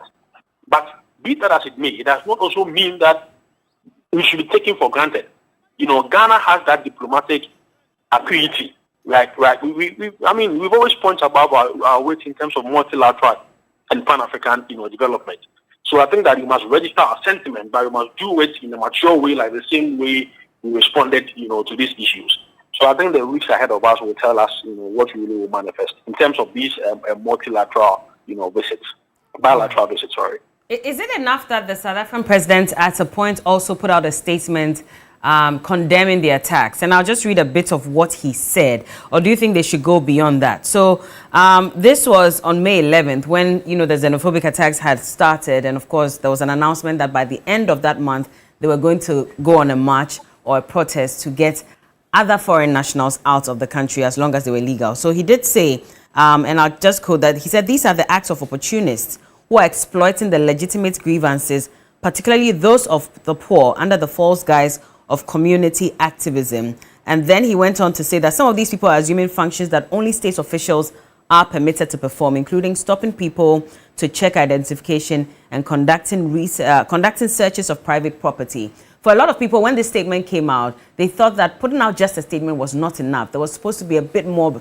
done, because even the authorities on the ground were not acting in the face of violence against foreign nationals as well. So was this statement enough? And this is a very important issue that you've raised. And that is why people who, they say observers are worried. It is because observation is very important, for you to have critical analysis on these kind of issues. That is why there are some people that are saying that it's a political advantage for the government of South Africa to pay lip service to these condemnation, to do it mildly, while at the same time, it's just like employing somebody to do something that you want to do, but you don't have the political capital because of your image to do. And so there are people that are saying that the condemnation from the South African government ought to have been more intensified, because look, in politics, right, the optics are important as the words. We've seen how these the main leaders of this protest were with Cyril Ramaphosa in some past few days. And it felt like they were having fun. They were having a good time, and it's not a very good optics for public consumption, especially for countries whose nationals have been attacked, have been killed, whose shops have been ransacked, or whose people have been chased with machetes. So it appears that they are paying lip service, or they are being very mild and moderate about the condemnation, because it's caused them some political points. Of course, the South African government is being particularly careful because it has a political interest and political constituency to protect, especially when the elections are coming up in some few months ahead of us. And that is why I say that their communication team really needs some advice. Because you see, the actions of these xenophobic attackers have collective impact. Now, it is not only one country whose nationals, are being affected. I mean, it's been affected. It's a number of countries. So when the impact is collective and the responses are being collective, South Africa will be at the laughing end of the stick. They'll be laughing at the wrong side of their mouth. And so they should really take this thing very, very seriously. It affects the entertainment industry. It affects their GDP. It affects so many ways that they can't, even begin to imagine. And this is why I think that they must treat this xenophobic sentiment and attack is a big diplomatic embarrassment to South Africa. It cost them political capital, and so they should treat this issue with all the seriousness that it deserves. Begin to work at home, have a good PR, and then eventually see how they can communicate with African, leaders across the globe. But to want to visit Ghana at this very moment, or for anybody to think they can visit Ghana at this moment, or any of these African countries, means that they are probably not treating the issue with the seriousness that it deserves, in my opinion. Doc, Beatrice here. Of course, we've seen videos of people, foreign nationals, African foreign nationals, being attacked and police officers standing there just watching and allowing these individuals to be attacked. Again, you talked about the need for the Ghanaian government to register its protests well. We just referred to the fact that Felix Kwatso is saying that this decline, as it were, is not linked to what's happening currently, but it had already been planned. And so it's just they feel that the atmosphere now is not good for him to come. How else do you think the Ghana can push this protest to make it very clear for the South African government, beyond the statement that came up that we've had Felix Kwatso bringing us, as it were, a bit of clarity on? So, Bella, this is Bella, right? I'm talking to Bella. Right. You know what? Ghana has diplomatic and multilateral leverage on the continent. We have agency. We are a very small state, but we carry a lot of weight. This is the country that, through the African Union, was able to bring a whole UN resolution to be passed as slavery as the greatest crime against humanity. Now, if this country drags you to the African Union on the basis that your government is incompetent or unable to protect other African migrants in that country, I think that is a big, that alone is a big diplomatic embarrassment. To think of the fact that we were the first African country to evacuate. So every step that we have taken, have brought untold pressure to the South African government. And then also, with this particular development that is happening, whether we turn the visit of Cyril Ramaphosa down or Ghana, or they turn it down, the point has been drawn that the political atmosphere is very tense, and so it will be proper for you to visit later. These are all serious political statements. I think that we are exploring every diplomatic avenue at our disposal, and Ghana has it. I don't think that we need to go down the gutters, to these hooligans in South Africa. I mean, there's xenophobic, those perpetrating these crimes. But there is a diplomatic channel, and I think that we have persuaded these diplomatic channels at every level that it deserves, and we keep escalating the levels as the issue intensifies. And so, look, these things happen. Public diplomacy is important. They happen every now and then. And so the ways that the mechanism that Ghana has adopted in dealing with these xenophobic attacks in South Africa, I think that, in my opinion, there are steps in the right direction that I hope will bear, I don't think we need to move beyond that, taking over South African businesses here, responding in ways that make us, as knee-jerk responses, as being emotional than being rational. Look, there are South African minds here whose terms are up for renewal. If as a people and as a government, we do the cost and benefit analysis, and we think that truly, we can manage these mines without giving it to anybody, so be it. But it shouldn't be in response to some of these things that are happening, in South Africa. I think that everything must be rationally considered. Indeed. Thank you very much, Dr. Nanaya Omriku. He's an international relations expert. Thank you for sharing these views with us. Absolutely. Really based on how international relations should be working. Yes. Interesting. But this morning, when treating you to perk up your day the Milky Way with a rich, smooth taste of Perk Milk Shortcake, it is pure delight. When we get back, we'll get into our conversation on dual citizenship, of course, on the big issue. Don't go anywhere.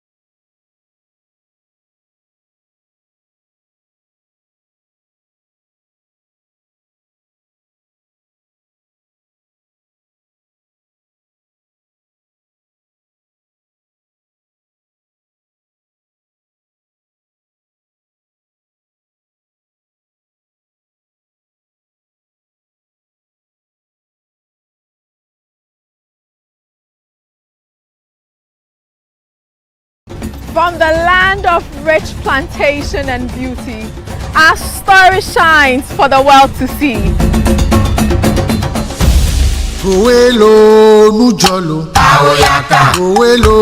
For 20 years, Ghana's most beautiful has celebrated the beauty and soul of our nation. And this year, I pass on the crown to the 20th queen. Who wears the 20th anniversary crown? Are you that bold, beautiful, graceful, and proud Ghanaian lady to win the all-new 20th anniversary crown? 200,000 Ghana cedis cash, brand new car, and all-expense paid trip abroad is scholarship for a master's program. Participate in an international event, tutorial deal, a set of gold jewelry, and many more. Join the audition journey. On 8th July at Micklin Hotel. Takrady on 10th July at the Western Serene Atlantic Hotel. In Accra on 12th July at TV3. Scan the QR code now to register. GMB at 20. 20 years of culture, grace, and legacy. Ghana's most beautiful is 20 years. Brought to you by Gino Pomo Tomato Mix, GTP, Kivo Gari 4-in-1 Mix, and Kivo Hot Pepper. Obwasib Numna Wumwankasa, Heaven Black Mosquito Spray and Coil, Fratelli Calipo. I mean, this show is exciting, it's inspirational for so many reasons. The caliber of the guests, their stories, the fact that we get to eat something that they prepare. Let's enjoy it and have a great show. Yes, we're in Ghana. I want to see how many healthy choices they'll be making. We're feeling good. I want them to bring in the flavor because I am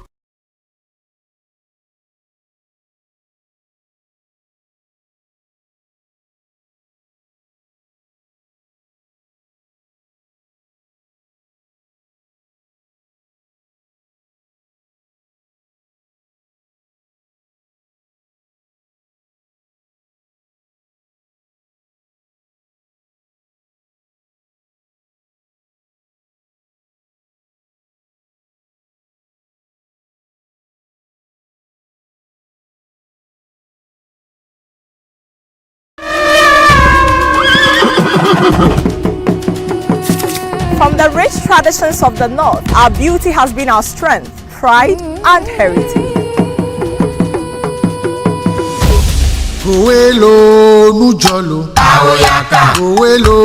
For 20 years, Ghana's most beautiful has celebrated the beauty and soul of our nation. And this year, I pass on the crown to the 20th queen. Who wears the 20th anniversary crown? Are you that bold, beautiful, graceful, and proud Ghanaian lady to win the all-new 20th anniversary crown? 200,000 Ghana cedis cash, a brand new car, and all-expense paid trip abroad is scholarship for a master's program. Participate in an international event, tutorial deal, a set of gold jewelry, and many more. Join the audition journey. On 8th July at Micklin Hotel. Takrady on 10th July at the Western Serene Atlantic Hotel. In Accra on 12th July at TV3. Scan the QR code now to register. GMB at 20. 20 years of culture, grace, and legacy. Ghana's most beautiful is 20 years. Brought to you by Gino Pomo Tomato Mix, GTP, Kivo Gari 4-in-1 Mix, and Kivo Hot Pepper. Obwasib Numna Wumwankasa, Heaven Black Mosquito Spray and Coil, Fratelli Calipo.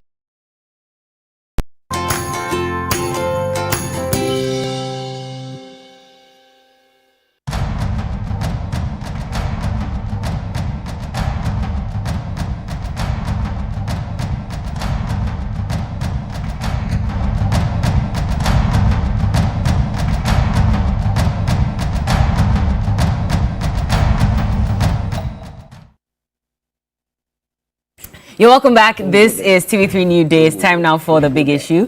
And well, our conversation is starting at this point. It's already started in earnest, if you ask me. But of course, that's just banter off camera. But this morning, we're looking at two very important topics, as we always do. First of all, the Council of State has rejected the Dual Citizenship Amendment Bill that is before Parliament at the moment, and they've given some advice to the Speaker to relook at that bill that's under review. The Speaker indicated that it had undergone first reading and, you know, subsequently was going to go through the right processes, and if at the end of the day it is voted that this constitution needs to be amended in order to allow citizens with dual citizenship from Ghana and another part of the world to hold any political office, then that would be allowed. Now, if you look at the law that bans or prevents dual citizens from holding any official role in government as it stands now, it is actually the 92 Constitution, Article 8.2. And it says, under this clause, that any Ghanaian who holds the citizenship of another country in addition to their Ghanaian citizenship is disqualified from being appointed to the following positions. So Ambassador or High Commissioner, Secretary to the Cabinet, Chief of Defense Staff or any service chief, Inspector General of Police, Commissioner, Customs, Excise and Preventive Service, Director of Immigration, and any other specified by an Act of Parliament. And that, of course, includes being a member of Parliament as well. And so we'll get into that conversation very shortly. I will take a listen to what the Speaker had to say. Mind you, the President on May 31, 2026 was in the UK. He attended a town hall meeting where he addressed Ghanaian citizens living in the UK.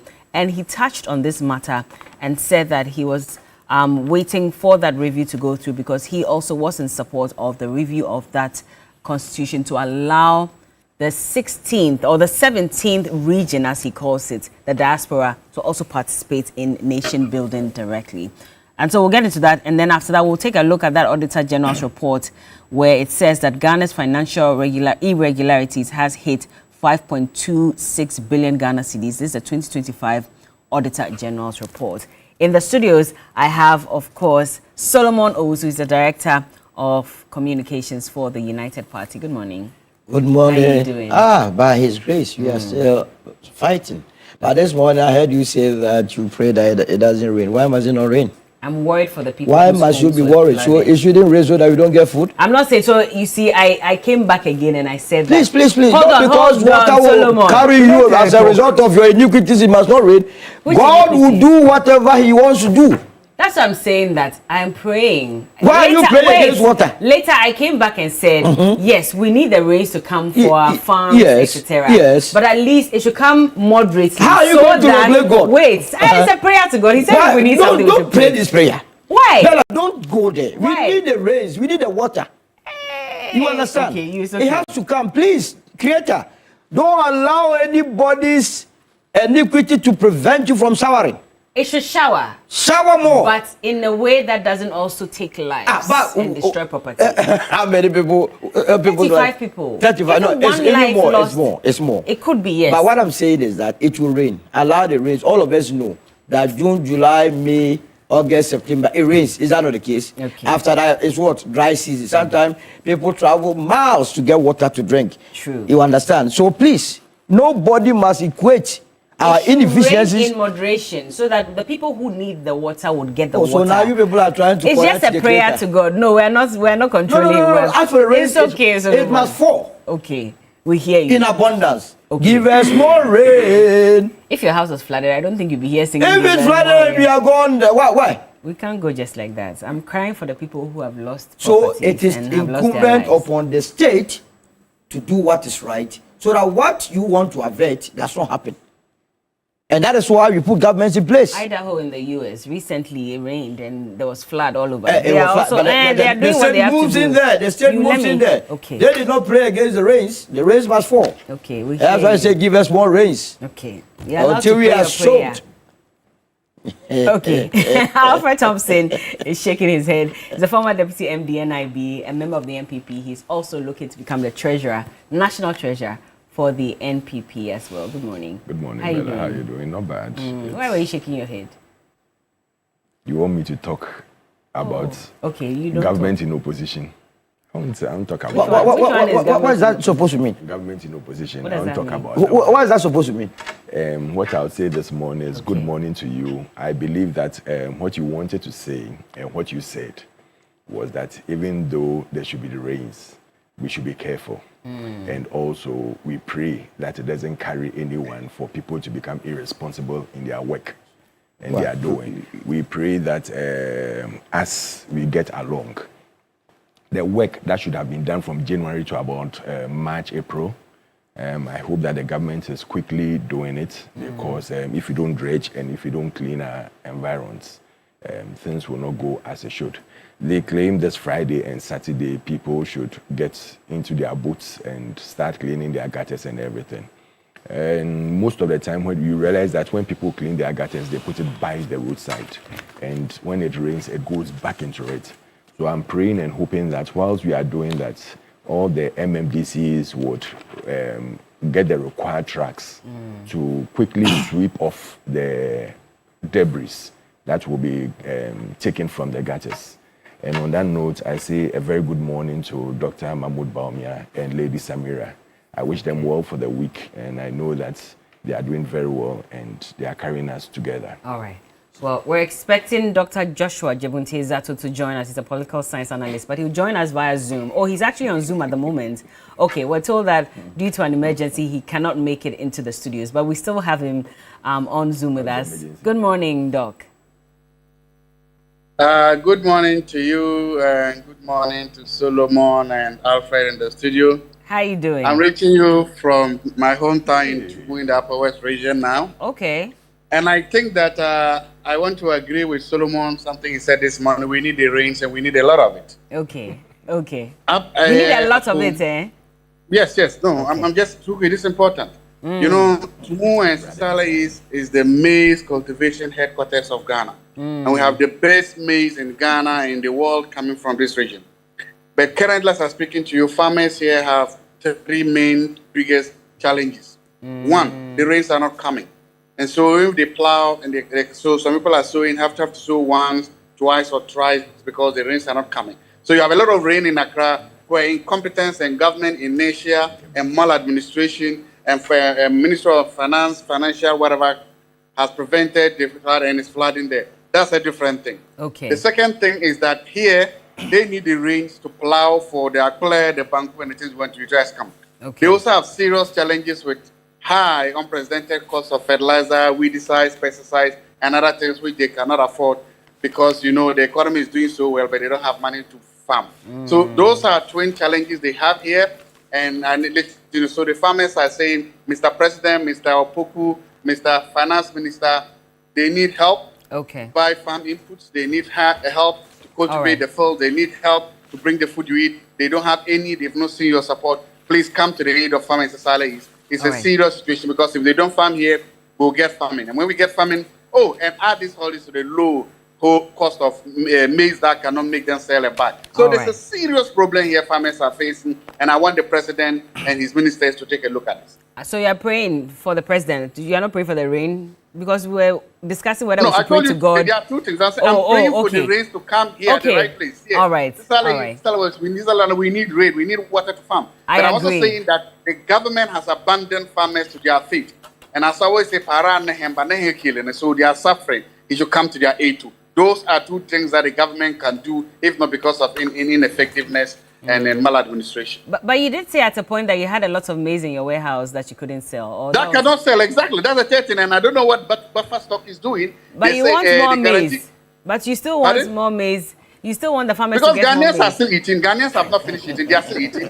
Have you finished eating Akule, Banku, and everything? You are still eating. So we need to keep feeding the nation. To feed the nation, we must sell what we have at a good price. Use the price to invest in the farms again. Look, people here are now farming. The people who used to farm 20 acres are now doing 5. People who use 200 acres are now doing 10 because they don't. It's too expensive to farm, and the maize they had last year is still in the warehouses. So it's a big problem having. The maize has been in the warehouse for 1 year. Yeah. Yes, exactly. What's the lifespan of maize, by the way, if I may ask? No, you should ask agriculture. No, here the maize here is naturally baked, as in they stay on the field and the nature sun bakes it so well. So if you back it, it can even stay for 2-3 years. It's very good. No problem with that. There's no problem with that. The problem I'm asking is that we'll pray to God so that they buy your maize. Farmers are going to reduce their yield. They are going to reduce how much they do. So this glut we have, tomorrow, it may going to go into what? Into a scarcity, into famine, because they are reducing the acreage, they are reducing how much they are farming, and that is the problem. That's the unintended consequence of government not paying the farm gate price to farmers as they Noted, promised. Doc. All right, thank you. But when you're talking to us, please make your phone stable because you keep cutting a part of your head off. We only see your eyes. Good morning and greetings from Tumu. Everybody says that you're always there making trouble and misbehaving. You should come and visit Tumu once. We'll come and visit. We over there. You are there wearing your suit and sitting down like you're a judge going to court. Doc, it's okay. Let's get into our conversation. The United Party's candidate in Tumu. It's okay. We're expecting Bernard Bediako. He's a private legal practitioner and MP for Akwitia. Speaks for the NDC as well. We're expecting him to join us in the studio shortly. But let's get into our first conversation. I mentioned earlier that the Council of State has sent an advice to Parliament through the Speaker against the passage of the Constitution of Ghana Amendment Bill 2025, which sought to allow persons holding dual citizenship to occupy a defined list of sensitive public offices I listed that earlier. Let's listen to what the Speaker said in particular about this, and then we'll start the conversation. The advisory opinion of the Council of State on the Constitution of the Republic of Ghana Amendment Bill 2025. The bill seeks to amend provisions of the Constitution relating to citizenship-based qualifications from public office. The bill was referred to the Council of State on 30th March 2026 in accordance with Article 291, Clause 2 of the Constitution for consideration and advice. The Council has duly rendered its advice, and in doing so, has advised against the passage of the bill by Parliament. After the first reading of the bill, in compliance with the Constitution, I referred it to the Council of State for consideration and advice. Honorable members, as earlier stated, I have received the advisory opinion on the bill from the Council of State. And I told you, this Council advised against the passage of the bill, which meant that they differed from the earlier advice of the Council of State of the 8th Parliament, which had given Parliament the go-ahead to process and pass the bill. Honorable members, while the advice of the Council of State does not determine the legislative judgment of Parliament, it constitutes an important constitutional contribution to the deliberative process contemplated by the framers of the Constitution. And that's the Right Honourable Speaker of Parliament giving us details as to why the Council of State is against that amendment to allow dual citizenships to hold some positions in government, including Member of Parliament, Ambassador or High Commission, Chief of Staff, Chief of Defence Staff, or any military service chief, Inspector General of Police, Secretary to the Cabinet, and Director of the Immigration Service to dual citizens. And if you look at the history, I mean, quite recently, we had the Deputy Foreign Affairs Minister, James Jachi Kwesin, have his seat declared vacant. In fact, they had to go back and conduct an election all over again, and that's because a constituent had filed a suit against him challenging his eligibility to become MP, because according to this person, he had not renounced his citizenship, his Canadian citizenship, and so could not run as MP in Ghana. Eventually, the High Court made a ruling on that matter. Well, yes, of course, they had to go back for an election, and he won the election and went back into Parliament. But even before that, in 2008, we also had the late Abu Sakande, who also won the seat in Boku, and he replaced the incumbent at that time, Marama Yariga. And another citizen or constituent within that area filed a suit against him challenging his citizenship. At that time, they said he was British and he was also Ghanaian as well. It went to the courts. The courts ruled and said that he was guilty of perjury. He was guilty of false representation as well. So he was sentenced to 2 years in prison. And eventually, he was granted amnesty by President John Dramani Mahama at that time. Unfortunately, he died along the way because he also fell sick. And so we've had a history of such incidents. But now the president says he wants to support this review, but Council of State says they're against the review. Where do you stand on this? And I'll start off with Solomon at this point. Let's see what he makes of this situation. So, good morning, Bella, and to your cherished viewers. Since you started this morning with prayer, it means we are in the spiritual mood. And so I employ you to go on your computer and go to Matthew 6:24. That is the foundation of what we are coming to discuss this morning. If you can read for your listeners or viewers to understand what is in Matthew 6:24, then we can proceed. Or I read it for you. You read it. So Matthew 6:24 simply is that you cannot serve two masters. Okay. It's very simple. So the provision of the Article 94.2, the Article 8.2 that you are referring to, its foundation is in the Bible. Matthew 6:24, that you cannot serve two masters. Okay. Now, if you were to go into the Constitution and go to our oaths, the oaths that we take, this is the oath of allegiance. These are the words. I, then you put your name, Solomon, also do in the name of the Almighty God, swear or solemnly affirm that I will bear true faith and allegiance to the Republic of Ghana as by law established, that I will uphold the sovereignty and integrity of Ghana, and that I will preserve, protect, and defend the Constitution of Ghana. So help me God. Now, someone holding a dual citizenship, say the United States. This is what the United States of America's oath says in that regard. This is the oath.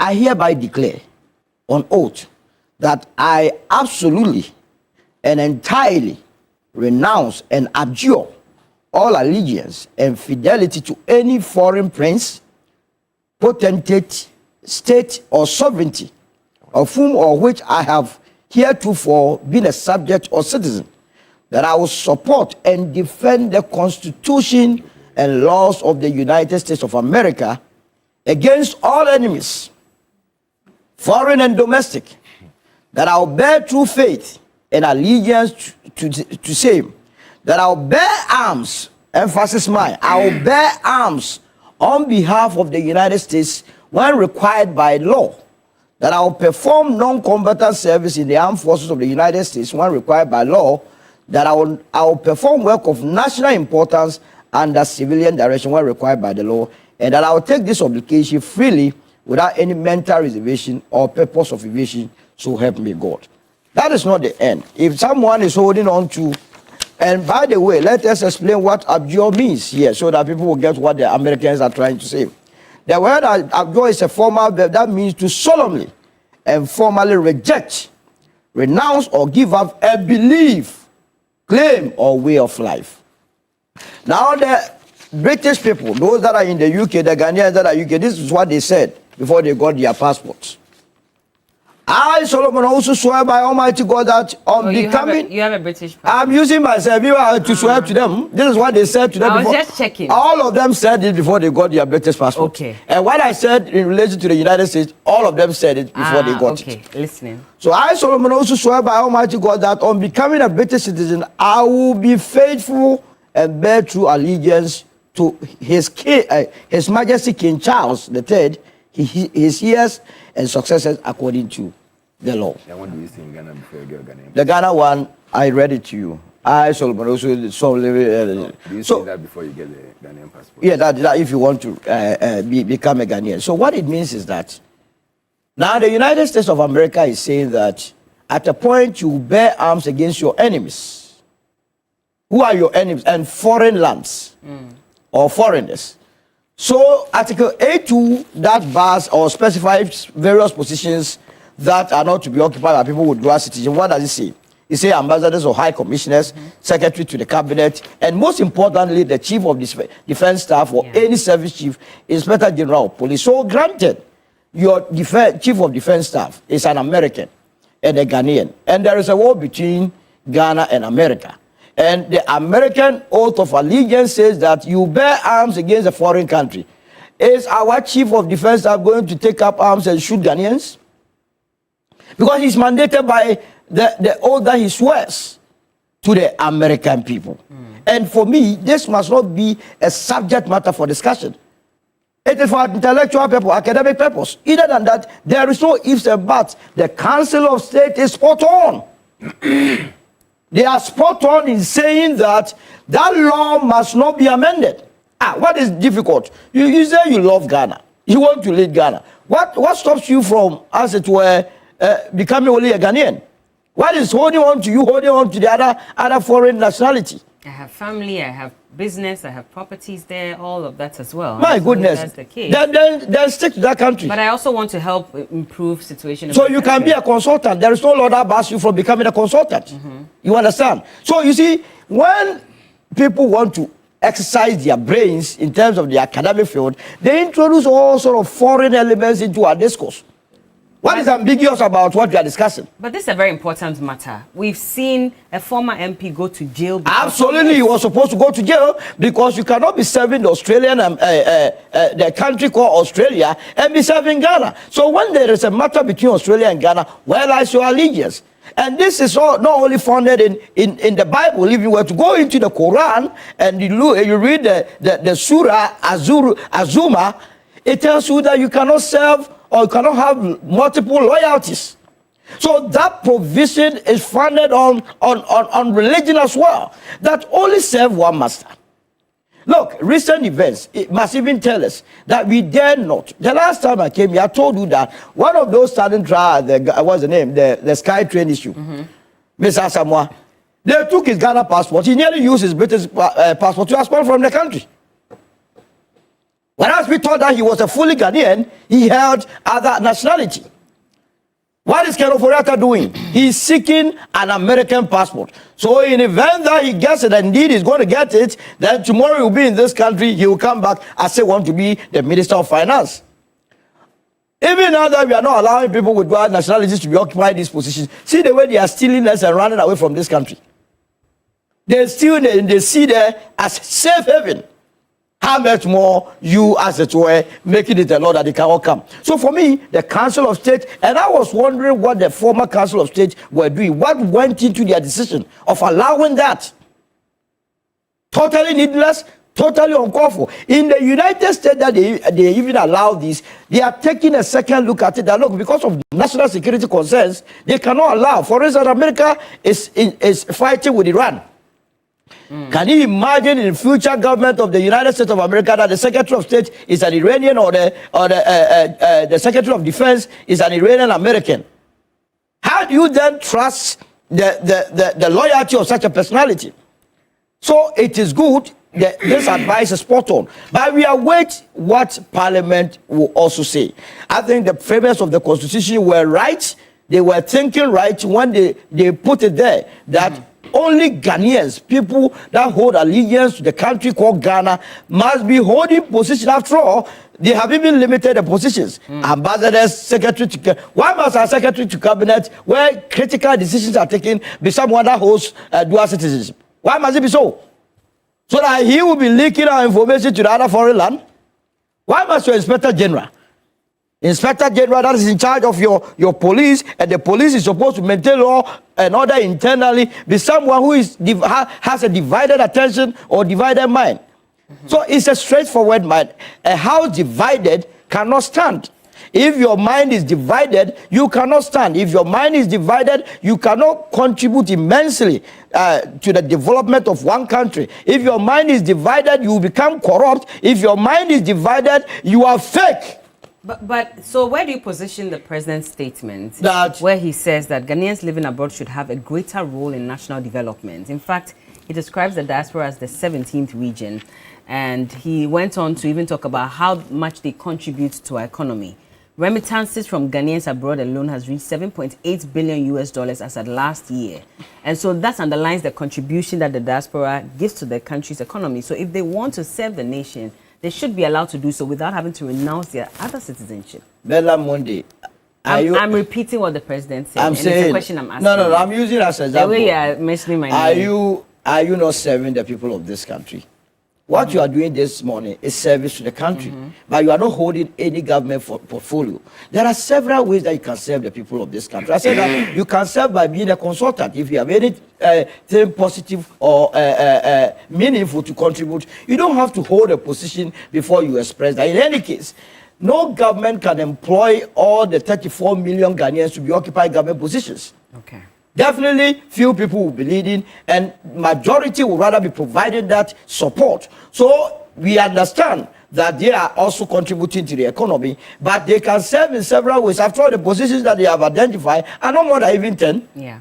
There are several other positions. But what we must not do is to compromise the integrity of our national security. Okay. If you believe in Ghana, if you love Ghana, renounce whatever and come and be a Ghanaian and serve. It's as simple as that. All right. And at this one, I doff my heart out to the Council of State. They are spot on. I see. Well, very quickly before I come to Alfred, so Ghana My Motherland on Facebook, and you can also join us on Facebook at TV3 Ghana and contribute to the conversation. Who even came out with that amendment? 4 citizens are stealing and running away. Now you want dual citizens, those politicians want their dual kids to now continue stealing as well.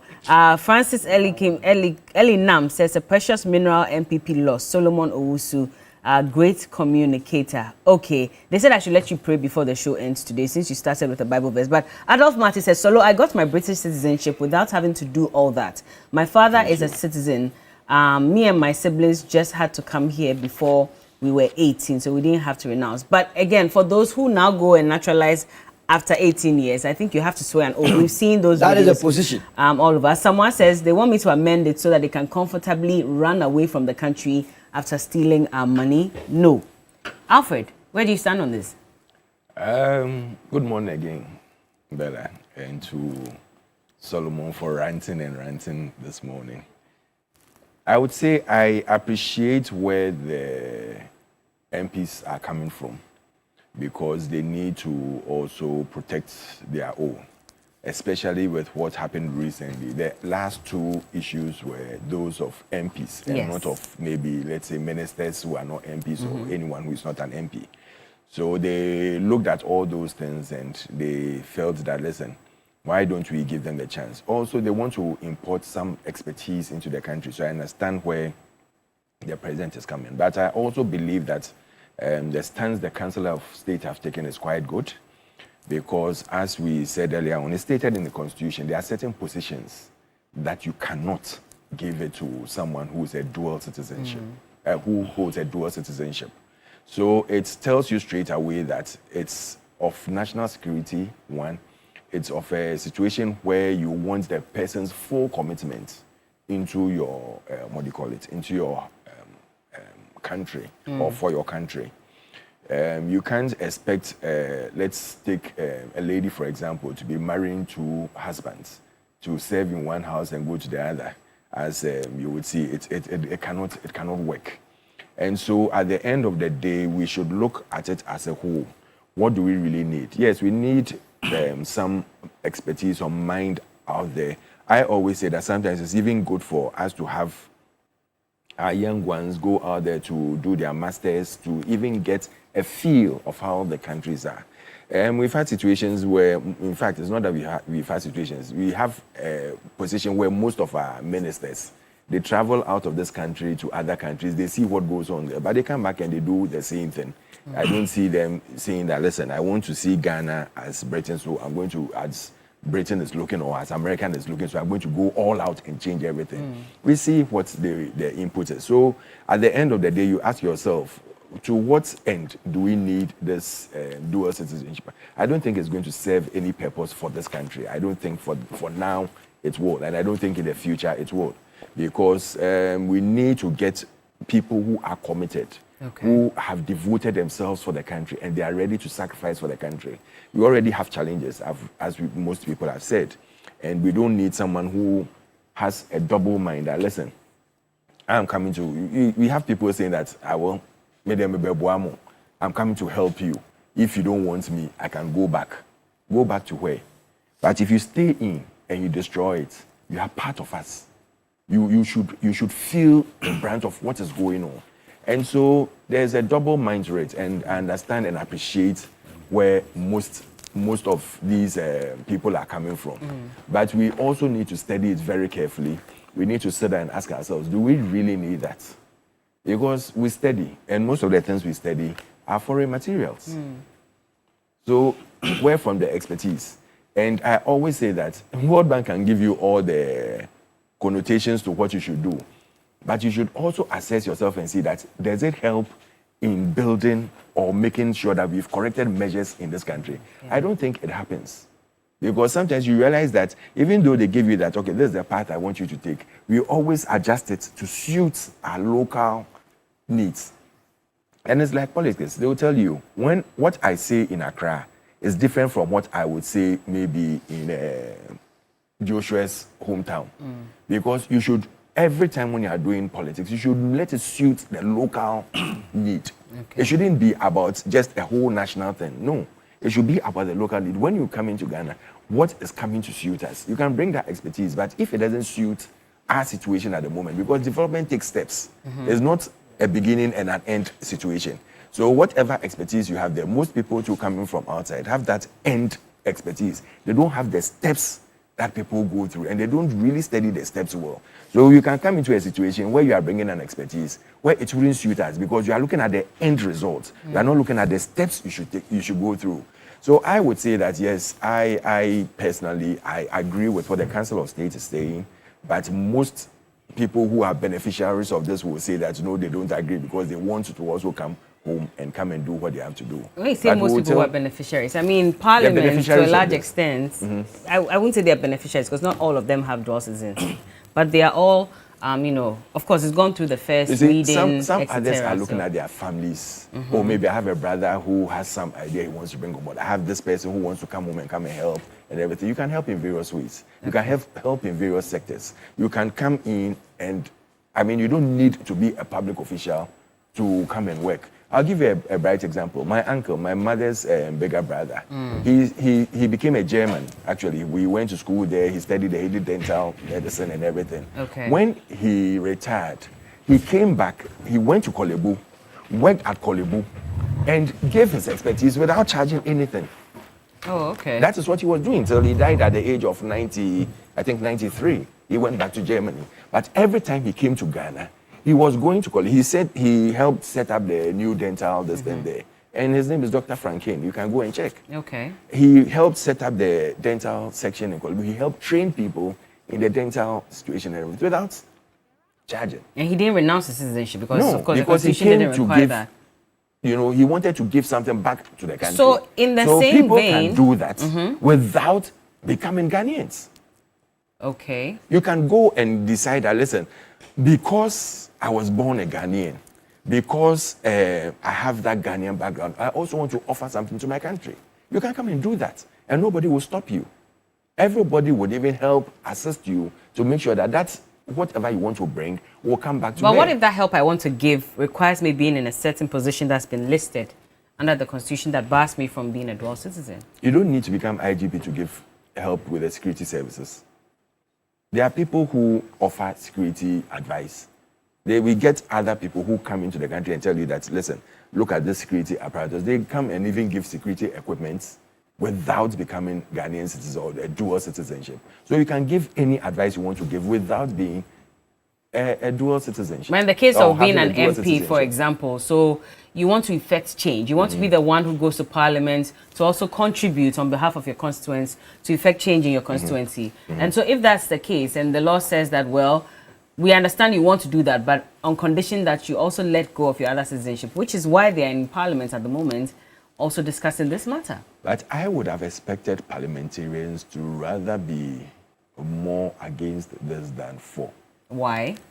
Because, you know, our political scene has become a situation of if you have more money, if you are not careful, you can take the position. If someone brings $100, $200, and he changes it and goes and fights to become a parliamentarian, he can easily unseat you. Easily unseat you. So they should be more protective of the law than for the law. So that's why I'm saying that it's a little bit dicey. If you are not careful, you would fall into a situation where you don't know whether you are going for or against. Because yes, in one situation, you need them to bring some advice and everything. And that's why it's always good. I would not go the consultant way, as always saying, because when they come in as consultants, sometimes the monies they charge, you are even better off giving the person the citizenship to come and work as an ordinary person and get what the ordinary people are getting. Sometimes when you look at the monies for consultants, you ask yourself, wow, I mean, why are people not getting? Look at this football, for example.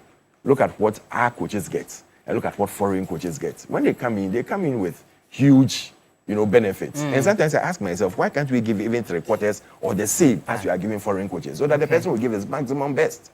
We can't always have it our way. We need to have a balance somewhere and realize that, listen, what is good for the goose is good for the gander. All right. Well, Ed Black says Ken Ofori-Atta's case should serve as a precedent and a lesson when it comes to amending our law on dual citizenship to take up key positions in government. Samuel Evans says, Solo, you're 50-50 right. In all the countries you are saying, there are some key positions like the ones you're mentioning that are reserved for true citizens. But I don't think positions like MP and the like should be open to every Ghanaian. I'm watching you live from Birmingham. This is Samuel Evans Ota.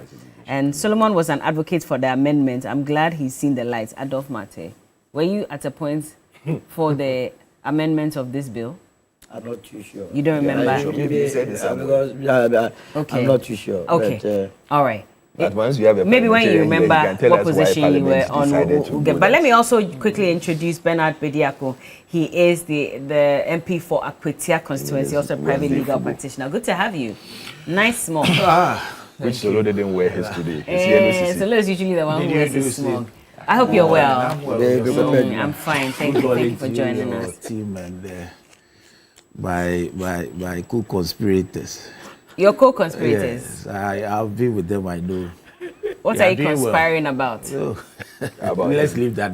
You want me to say it? I'll come to Dr. Zato shortly. He's on Zoom, but let me hear from you. Oh, he's on Zoom. He couldn't make it. He's in the Zoom. He's in Tumu. Let you sleep. What is he doing? What is he doing? He said come and visit. Is he doing campaign or something? He wants to show you the farm, the maize farm. I suspect he's doing campaign in Tumu. I suspect. Don't worry. He's doing what? Apparently, the internet is also bad, so we'll have to reconnect with him very shortly. But quickly, happy birthday to Jerry Bidi of Timpani. This is from Solomon Owusu to you. I don't know why he wants me to do it. I thought you give him a nice message, but maybe at the end you do that. Your voice is sweeter than mine. Oh, okay. Happy birthday, sir. God bless you. But Bernard, where do you stand on this? You are an MP in Parliament. This has gone through the first reading already. We're waiting for that eventual moment where I'm sure it will be put to all of you to vote, and then we'll know if this is amended or not. Is that the right process? But in this case, yes. Do you side your president who says, in fact, he describes this as the James Jachikwesin law. So he is for the amendment, so that people like the Deputy Foreign Affairs Minister and, of course, Dorcas Amfutofi, the Jomoro MP, would not go through these challenges that we've seen them go through recently.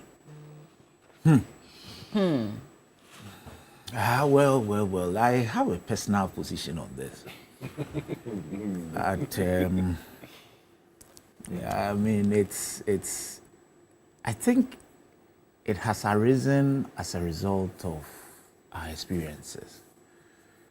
Of course, this dual citizenship thing, there is already a law. It's not as if there isn't at all. But we sought to amend it to make it, for lack of a better word, to put some force in it, at least to grant these dual citizens much more opportunities, especially what you just spoke about, to become a member of parliament and all that, which hitherto was not allowed as a dual citizen. So it's not as if you're a dual citizen, you do not have a right at all.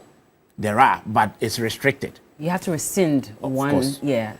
So at the end of the day, my challenge is this. What are we seeking to cure? What mischief are we seeking to cure with this law? I am not too sure about, surely if the Council of State advised against this, they would do that in writing. I haven't read, I heard the speaker give the summary of what they may have done, but I haven't read what actually the reasoning is. But I feel we must tread cautiously. You see, at the end of the day, much as I understand and I agree, and the current legal dispensation is that you cannot. That is why Jachikwesin and others had those issues. People have said that it doesn't matter. Elsewhere, people can be. There are other places you cannot also be. Yeah. Looking at our history, I would think that there would have been nothing wrong with it, but we have to be careful. For me, the timing, let us tread cautiously. Let us hold on to what we have, especially as we are seeking to do something with the Constitution now. It would have been best to put all these in the Constitution review, and then when it comes, we will be able to actually have it as a whole. Currently, what we have for me is okay for us. But your president doesn't think so. No, you see, the president, and I understand why it is like that. That's why I said there is actually nothing wrong, really. But I think that what we have currently serves us well, as the president also alludes to, that the Constitution we have today has served us very well. You see, there are some countries, for instance, if Ghana currently, if what we are hearing is the case, we seem to have issues with South Africa. You understand the point I'm making? If you make this law, of course, it will be wholesome. It will be absolute. That if someone is a South African and then a Ghanaian as well, assuming this escalates to a point where we even cede a diplomatic relation with South Africa, you get where there will be serious, issues here. And we have a Ghanaian who is also a South African. Because you may not have anticipated some of these issues, once he's a South African and a Ghanaian, he qualifies under, and he becomes your member of parliament. Even though you've ceded diplomatic relation with South Africa, what becomes of, how would you even see such a person? And it's possible. It may escalate to a point where we may see a diplomat. It happens sometimes. So some of these things, you see, that's why I'm saying that, yes, because of what we've gone through, of course, people have read some arguments from people who think that, look, it is about the expertise, what the person brings on board. It's not about where he may have once some part of, if you want to put it that way, allegiance is to Ghana. You shouldn't care about what the other part is. It is about what he's bringing on board. Fair statement, but I think that we need to be careful. Ghana, and the way we have always viewed our citizenship, for me, it served us right. It is not about, because if you are not careful, you may also bring in things where you may have people in parliament, and I keep speaking about parliament because that's what actually brought about this bill. Can a person be a parliamentarian and still hold dual citizenship? Especially with James Jachikwesin, for example. I didn't want to personalize it, but anyway. Well, in this case, let me bring that up because he's the one that's in recent times has suffered the most as a result of this. Had his seat even declared vacant by the court. There was supposed to be a whole election, and it's just by probably dint of luck or maybe his hard work, I don't know, or connection with the constituents that he won that seat. But you agree with me? But that could have gone against your party. No, but you agree with me that the issue of Jachikwesin was not whether it was prudent to have dual citizenship or not. The case was that. The case was about when he renounced the citizenship. But it's still centered around the issue of dual citizenship. Because the current law is that you cannot. Yes. You understand? That has not changed. So I do not think that the NDC or the government, or currently, let me say the NDC, thought that he could have held both passports and still be a member of parliament. That wasn't the issue. But we were saying that he renounced it. But the case was about when he renounced it and whether before he picked the form and all that. So that was the issue. So if we want to take away all that, and you would agree with me that you don't take a particular incident or two as the basis for making a law. We need to be very careful. You see, it must. That's why I said I hold a personal opinion about this. We need to be very careful, and I keep using careful because, as the point I have raised, that if you see diplomatic relation with a country which has a citizen in your chamber of parliament, how would you even view such a person? So where do you draw the line between your personal opinion and the direction of your party. I may be educated. When it gets to that point, I may be educated and go with it. That's where because I may have my view before. It's not an absolute opinion. It cannot be. I mean, I'm not that kind of person who holds absolute opinions. Okay. If you are that kind of person who holds absolute opinions, then I'm sorry. Because, you see, we learn every minute, every day. Currently, I hold a personal opinion. I need to read further. Maybe I may be convinced by some arguments here and there. Currently, I'm not too convinced about this. Let me be honest with you. And those of us who have learned, look, Constitution, I mean, lawyers who have read constitutional law and all that, in doing anything to your Constitution, because this one seeks to amend the constitutional provisions of, I think, 82, yes. And so we need to be very careful. You don't just amend for amending's sake or for reasons of one or two. That's my personal opinion, but I may be informed better when the time comes. If I'm convinced, I'll go with it. Otherwise, you hear me say. What are you waiting to hear before you be convinced? No, first and foremost, the position of the Council of State. I need to read the reasoning. Okay. Beyond that, when it gets to, we are still, don't forget that we are not done yet. It's still going, a lot of amendments happen. I am yet to read the entirety of the bill. Okay. But I have read some bits of it. So if at the end of the day I'm convinced, and it may happen, it may as well happen, there's an amendment, it may as well happen that we may put in some other clauses to at least make it happens. The legal education bill, we all saw what it, but we did a lot of work in it before it got passed. So if I'm convinced at the end of the day, fine. But at the moment, I'm not too convinced. I think and if we don't have time, if I were to go into certain decisions of the courts, even indeed with Jachi Kwesins, there were some very famous statements that the court made about citizenship and all that. Statements. You see, if you give me time, I'll bring it out. Pull it up. All right. Talk about it. I'll let you come. Let me just go. Okay. Let's take this scenario. You know, in 2021, when we started this business of the LGBTQ, at a point you had the Australian ambassador or High Commissioner visit the Speaker of Parliament and urging him to tread cautiously and that they must not go ahead to pass the LGBTQ. So granted, or assuming the Speaker, Bagwin, holds a Ghanaian nationality and an Australian nationality, how would this bill move ahead? That is why you don't have to even think about it. Okay. You understand? If you want to be a Ghanaian, be a Ghanaian and hold a position. It's as simple as that. The law is the law. You claim you love Ghana. What is so difficult in letting go of that other nationality? It means you don't even believe that Ghana will grow to get to the point as the other country. You understand? These are they're all renowned because of economic reasons. Why do you say that? Mostly. Ghana and the US. Oh, we will have a lot of infrastructure, business here and there. Ease of travel as well. Absolutely. If you have their passports. No, I've experienced some before. I was working with a friend of mine. We got to Atatok. He holds a US passport. I hold a Ghanaian passport. We were speaking to him before we got to the immigration. They saw his passport. They saluted him. He was waiting for me. 1 hour. Haram. I said there. 2 hours. I said, hey, my friend, what is it? I am going to Amsterdam. I'm the only doing transit here. Did you issue the visa to me? No, I'm waiting.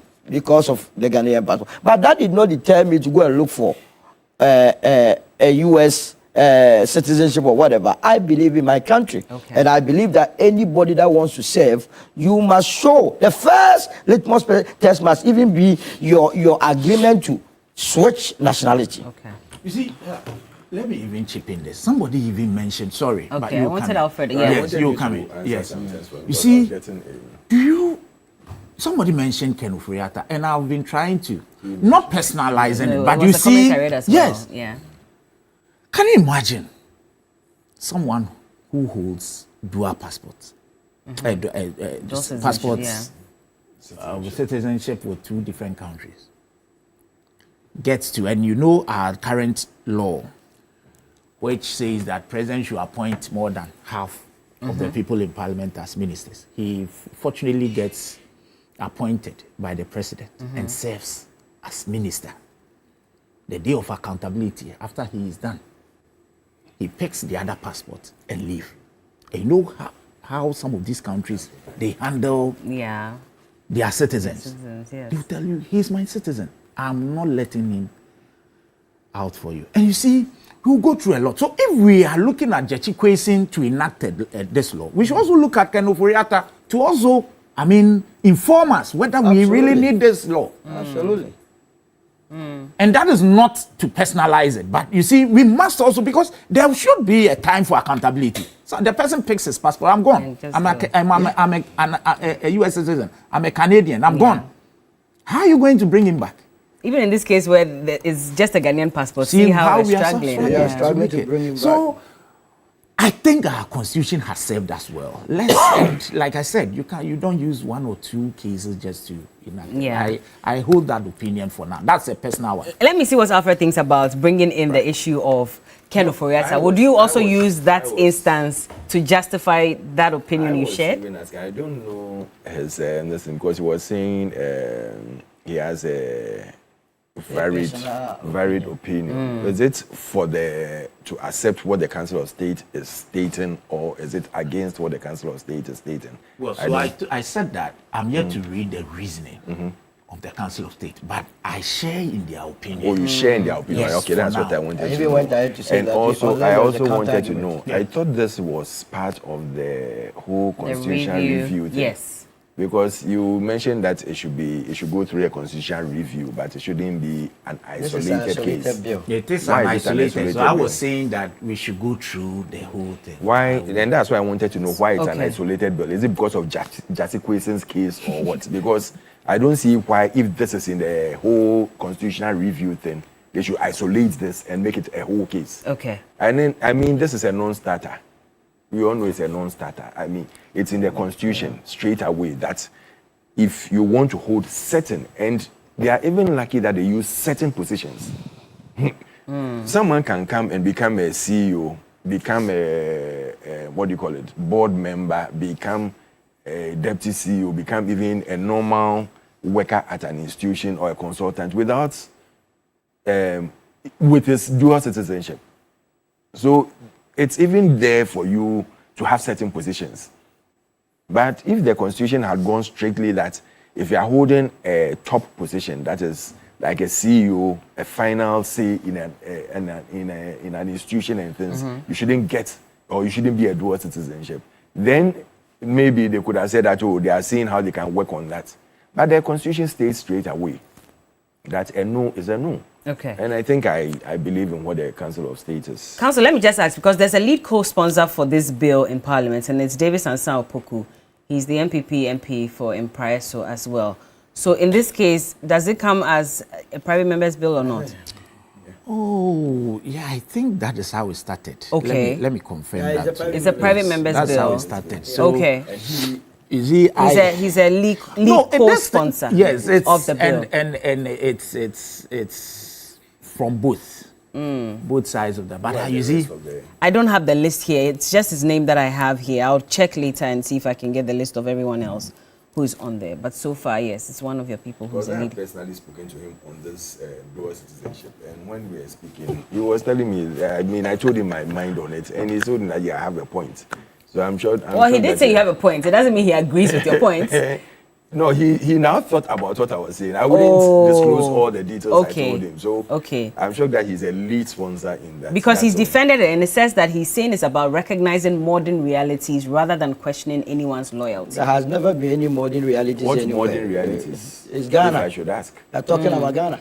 Every country has his foreign policy and then all that. It is a very dangerous part we are. So if the person holds allegiance to another country and still holds your passport, at strong point, you will never even trust the person and what he brings on board. I see. Well, if my producers may allow, if we can reach out to OPK and see if we can ask him those questions, that would be fantastic. But in the meantime... Even to further buttress this point, if you read Article 40 of our Constitution, 40A, in its dealings with other nations, the government shall promote and protect the interests of Ghana. So if you are holding dual nationality or citizenship, and for instance, US and Ghana, and you have been sent to the US to go and do business. Even with this LGBT, LGBT, the position of some countries. So, which interest would you be serving here? It defeats our foreign policy itself. You understand? So clearly, the Council of State is right. And you can imagine where we are pushing them, the kind of position we are pushing them to. I mean, hold. Yeah. Very, very, very sensitive positions. Yes. IGP, for example, I don't see why the positions are really key. So I don't see why anyone would say that we should have a because already they have some rights, but we've exempted some. That's all. That is what about 8 positions. That is what they are fighting. We can't also go that one. If we are able to reach out to OPK who ask these questions, don't forget, if you're able to contest for MP, if your president one day, to be president. Of course. Can you imagine if your president one day is a dual and he decides that listen, I've done what I want to do, and I'm going back to live. Oh, but this list excludes the president. No, but it will get there one day. But there will be conflict because if you can become a member of parliament, why can't you become a president? Okay. They will sell the country fast. It's a gradual thing. Once you start and it's accepted, hey, maybe this is a way that people want to find and sell this country. We have to be very careful. It's even bringing it out. But so away from this one. I'm really wondering where this comes from. But Money says, Bella, I think if those positions are to be given to the diaspora, it should be people without dual citizenship. Okay. I mean, of course, then they will have to come and live in Ghana and you have an hold that position anyway. Yes. Okay. So are the politicians going to ask dual citizens for donations or finance to aid political parties? Newday Mills. Where is Professor Zato? Dr. Zato, he should be on Zoom, but I'm told that his network, we spoke to him earlier, but he's having some network challenges. So I don't think there should be an amendment to this. Politicians always want something that favors them. They want to loot and run away. That's Gakpo, Gabriel. And sure, if you love Ghana, then be a Ghanaian and let's go of the other countries. So they are quoting Solo 8 July 2026. Abu Sadiq and Dani. Hey, okay. Alfred Thompson, no, I'll leave this and move on. After what Ken Oforiatta has done, I no longer support a dual citizen to any position in government. Let's move on to our second conversation for this morning. And the Auditor General's report for 2025 has come out, indicating that there have been some financial irregularities exceeding 5.26 billion Ghana cedis across ministries, departments, and government agencies, the MDAs. So with tax-related breaches accounting for an overwhelming majority as it stands now. And so, like I said, the total irregularities are 5.26 billion Ghana cedis, which is a huge figure. It was recorded in the past 5 years. And in fact, we're told that it represents the highest figure in 2025 as well, recorded with the past 5 years and more than twice the amount reported in 2024 as well. So tax-related irregularities constitutes 91% of the total figure. So that alone is 4.8 billion Ghana cedis alongside tax-related breaches. Cash irregularities, 410.7 million. We have debt and loans and advances accounting for 2.93 million Ghana cedis. Payroll management, 20 million Ghana cedis. It includes unauthorized payments and weakness in government payroll control. So that's how much money we're losing as at 2025. If you compare to the other years, for example, so if we talk about the overall irregularities, in 2021, it recorded 1.8 billion Ghana cedis. 2022, 1.41 billion Ghana cedis. So in 2021, it's actually 1.08 billion.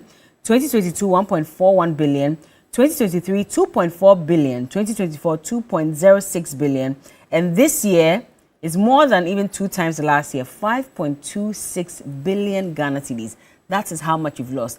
I know Solo is looking at me. Let me hold on with Solo. I'll go to him after. But let me come to Bernard on this matter as well. I mean, for, a government that is here to reset, trying to help us save money, especially, shouting at the top of their lungs with regards to how much money we have lost in the last years under the previous administration.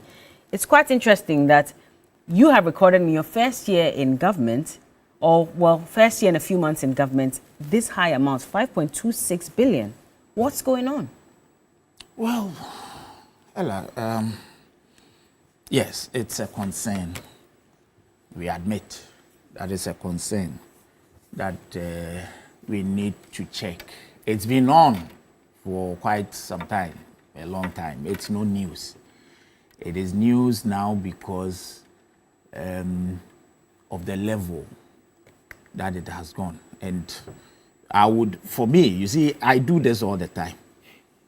I will speak devoid of partisanship for now and reserve some minutes to hear him. And then if he wants the record during their time, I'll give it to him of this same discussion. Okay. But you see, what I always say is that when it happens like this, the reason I think you bring us here every morning, representing political parties, is the fact that we hold power to decide and to be able to check some of these things, whether NDC is in power or LPP is in power. So when we come here and we get to hear some of these problems, we should come together, especially as it's not new, it's not novel. And like I said, if he says it's novel, he brings it in, and then I'll show him that it's not novel. But it is a concern that we have to check, and I admit. Don't let your talk be on me. Have you mentioned your name? But you see, it's a subject matter we need to check on because, but again, when you look at it, it talks about over 90% being tax related. We know, so nobody is alleging corruption on any government. That somebody has chopped money, as we normally say. We know the issues with tax. But we're not collecting the tax, which is why we have this. So this is the point I'm making, that it has been from the Gadgisberg era. It's always been a problem in this country. It's only that it's the figures we are seeing now, it's more than doubled. That's what we've been told last year. And so we appeal. We appeal to authorities. Some of these information that is out now is not just to denigrate a particular government or a particular person. It is just to inform so that we take action against it. So we don't come back this year to also face the same problem. It is a matter of concern. We need to look at our tax regime, as we've always said, and how best we can take our taxes. Because if over 90% of this irregularities is tax related, then it's a major issue. It's a major issue. I am not too sure. Currently, as we speak, whatever is being done in this country, majority is from the taxes we take. We've not gone out there to borrow. Every country succeeds on its internally generated, because you cannot borrow and continue borrowing and expect to succeed. So if we fail to pay what we are supposed to pay to the state, then it means we are not prepared to succeed. So I pray, and it is up to someone to check these things. Some people are being paid to make sure that whoever deserves or whoever has to pay pays. And so it's a wake-up call to the Ghana Revenue Authority and then the Finance Ministry. I pray that if you look at it's a bulky report. If you look at it, they explain how these things came about. We shouldn't come back next year and discuss the same problems. That we still have such irregularities up to that magnitude. At least we should make some, inroads in taking so much so that even if we have to still have irregularities, it will be so minimal. So for me, I would not want to, because of course we are resetting, and I agree, it's a resetting era. So what may have happened before happened. But if it is happening now, we need to check it. But if you are resetting and in your first year, that's the point. If you had, for example, I get you. For example, even when it comes to cars, there's a vehicle hire purchase scheme that's being run at the Health Ministry, for example. And we're told that as it stands now, 596 staff of the Ministry of Health received some support for this vehicle hire purchase, and they have not been able to return the money or pay back the money. That's 10.741 million Ghana cedis. Agree. We're also paying some 4 dead or deceased pensioners between 2019 and March 2026. We're still paying them money to the tune of 19.924 billion Ghana cedis. My dear, it's a systemic problem. I'm saying that it's a systemic problem, but we need to. The reset must capture it. We must reset it. But there's a problem if we are to go into paying ghosts and then all that. You want us to start from where it started? It will not help. But we concede that we are resetting. And so we do not have any excuse. So I agree with you that that is the essence of the Auditor General's report. In fact, that is what they're supposed to do. Otherwise, we will not have to be paying auditors to be doing this. So this is out there. Usually when it is like this, it is the action we take that matters. I mean, the action subsequent to what we have discovered or found, that matters. So I believe and I pray that the authorities take the matter up. Look, anybody, and that is what you would always, I mean, love President Mahama for, at least this era. Nobody will be shielded. There's been even this talk about having a specialized court to prosecute Auditor General's report. I mean, the irregularities and then the whatever unfortunate findings they come up with. There should be a specialized court. That is being worked on. The president has said it severally. And that is what we need to do. This happened because it has always happened. And that is why I'm saying that I would reserve some of my comments for now. Because I have a dossier of all that has happened before now. But I pray that my brother would not go there. What has that got to do with him? Because I've given you the figures from the previous years, and I've shown you how the previous years performed, even though we still lost a lot of money. But to have more than double in the first year of 2025 alone, if you say that you are resetting, in the first year, if you are really usually resetting, it is the first year you have these issues. Okay. No, I don't. This is from 2021. So if you have that, I'll let you come in with that. Don't worry. Let Alfred come in then, so that we can. Yes, you do. Why are you so hooking? I want to hear you. I really want to hear you. Bella, I'm looking at the trend, the one you just read out. 2021, 10.8 billion. 2022, 1.4 billion. It's 1.08 billion, not 10 points. 1.08. Oh, 1.08, sorry. And 1.4 billion, 2.4 billion, 2.1 billion. Then it skyrocketed to 5.2. And I'm glad you asked my brother that if it's the reset and we expect it better, not worse, and not about double or triple the amount that you are looking at. But the question I want to ask is that, you see, when you look at this, you realize that every year we have the Parliamentary Committee on Public Accounts Committee sitting down with them, talking to them, shouting out on them, blaming them for these irregularities.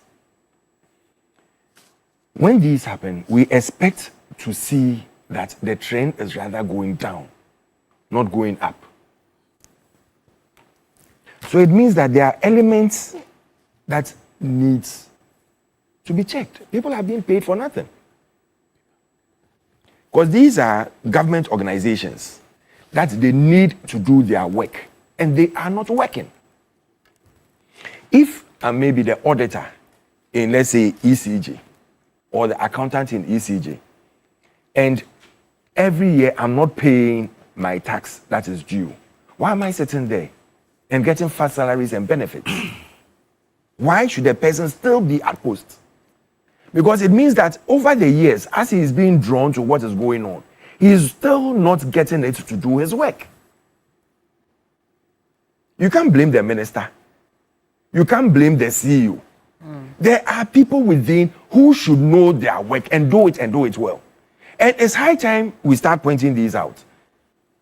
I don't see this Public Accounts Committee, if they are going to sit down and every year this is going to go on, because this is something that is going on year in, year out. And you realize that it's increasing. But after the elections, after the reset, it rather doubles. That is not the point. But the point is that, why is that going on? And who is being held accountable for that? Because I use the word double because there's a minister or there's a CEO before. He leaves. And there's a problem, which is now double this thing. The person sitting there, I don't think has changed. If he's changed, why does this happen? Should we reverse him and take him out and bring someone else who was rather doing their work well? These are things we should be looking at. And that is how, if you are not careful, we will go partisan and we'll be in trouble. If you are not careful, you will say that, oh, because I've changed this person and this is my own person and now he's not doing the work well, I need to keep him. The advice, they will say that, oh, my and I'm a born, or I didn't do the work well. So whether he's doing it right or wrong, let me still keep him. And it's affecting the country. These are the basic things we keep on saying. That someone has been there, someone is doing the work. We are pushing him to make sure that he does the right thing. You've come, you've changed him. It's ballooned. What are you going to do? I expect action to be taken. And I expect people who are going against their ethics should be checked. We shouldn't leave them to walk away freely. We shouldn't leave them as, oh, it's normal. It's been going on for years. So that is it. Let's leave it to stay at bay. No, we can't do that. Because the country is bleeding and the country is suffering. These taxes that are being left and are not being paid, let's say the 92% of the taxes that are not being paid, it's affecting someone's school. It's affecting someone's road. It's affecting someone's hospital. It's affecting so many things. Then we come to the cash element. The cash element is also there. What went wrong? Why are we not calling out the person who has done wrong at that institution? Why are we sitting there and watching him? Is it because he's a party person? Is it because, oh, we can't say it because at the end of the day, like the man who went to the Ramses site and said that he's killed 52 cows. So he should be left to, his building should be left at the Ramses site to situate there and spoil the waterways. I mean, it doesn't make sense. The mere fact that you've gone to kill, you are in this and you've gone to kill 52 cows doesn't mean that when you are doing the wrong, we should watch you to do the wrong. And that is how I expect this to happen. That when people have been appointed to a position, or when you change people and you realize that the person I brought in is not doing the right thing, move him. Let him see that it's not about party. It's not about you being a relative or a party member or whatever it is. If you are not doing the right thing, and in fact, if you rather come and do the wrong thing, we should punish you. When we start doing that, this country will be okay. And that is why we keep on saying that the institutions should be stronger than the people within. If the institutions are strong, there are so many people working under that system. Have they written? I keep on saying, and I use myself as an example. I told my people, and they'll tell you, when I went to NIB, I told them that if I'm pushing you to do something, just send me an email. If I don't respond to the email that, yes, I am telling you to do A, B, C, D, don't do it. Okay.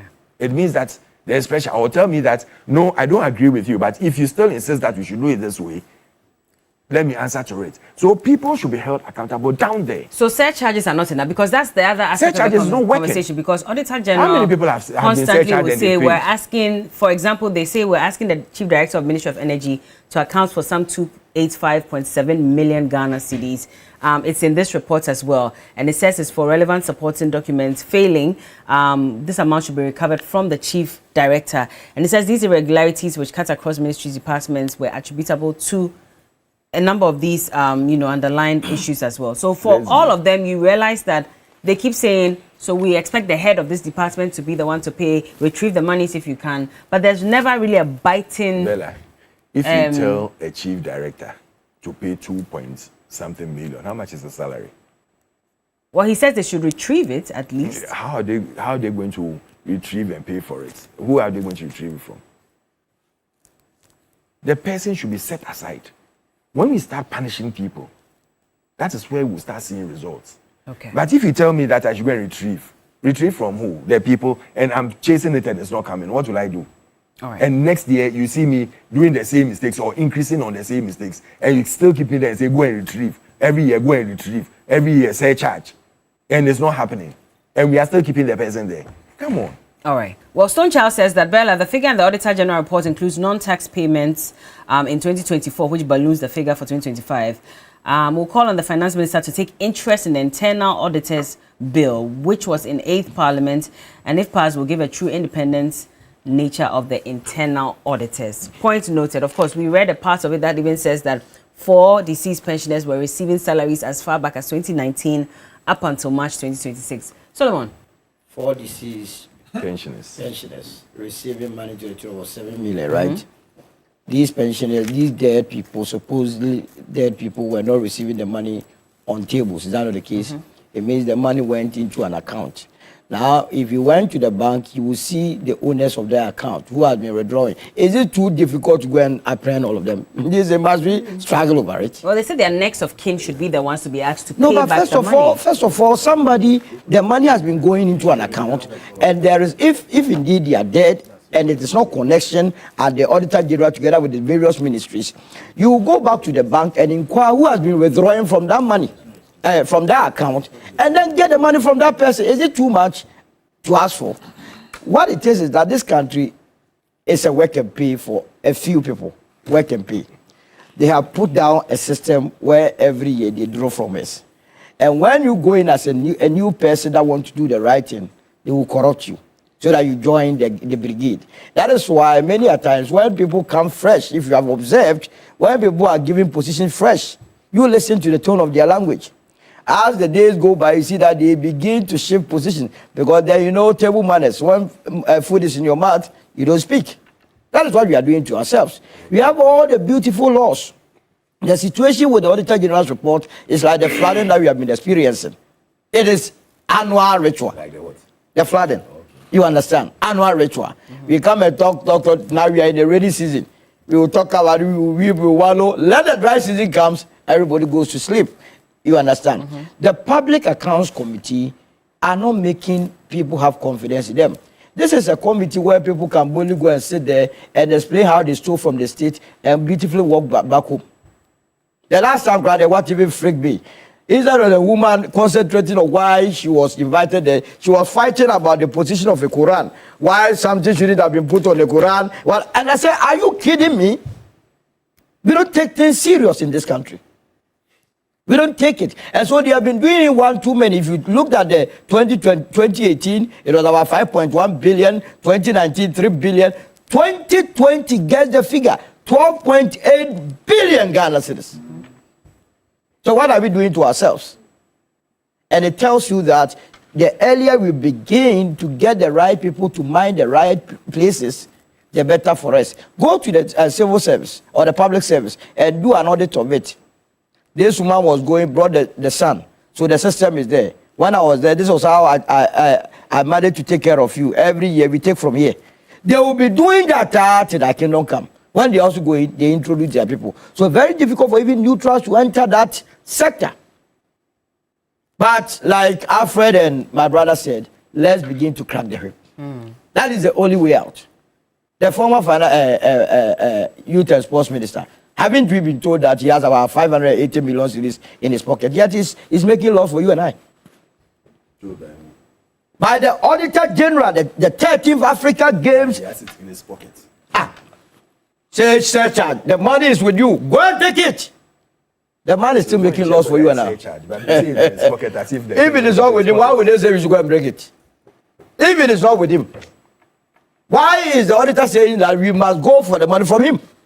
You understand? Because he's the head of the institution. A lot of things happen. They all know. You and I, we know.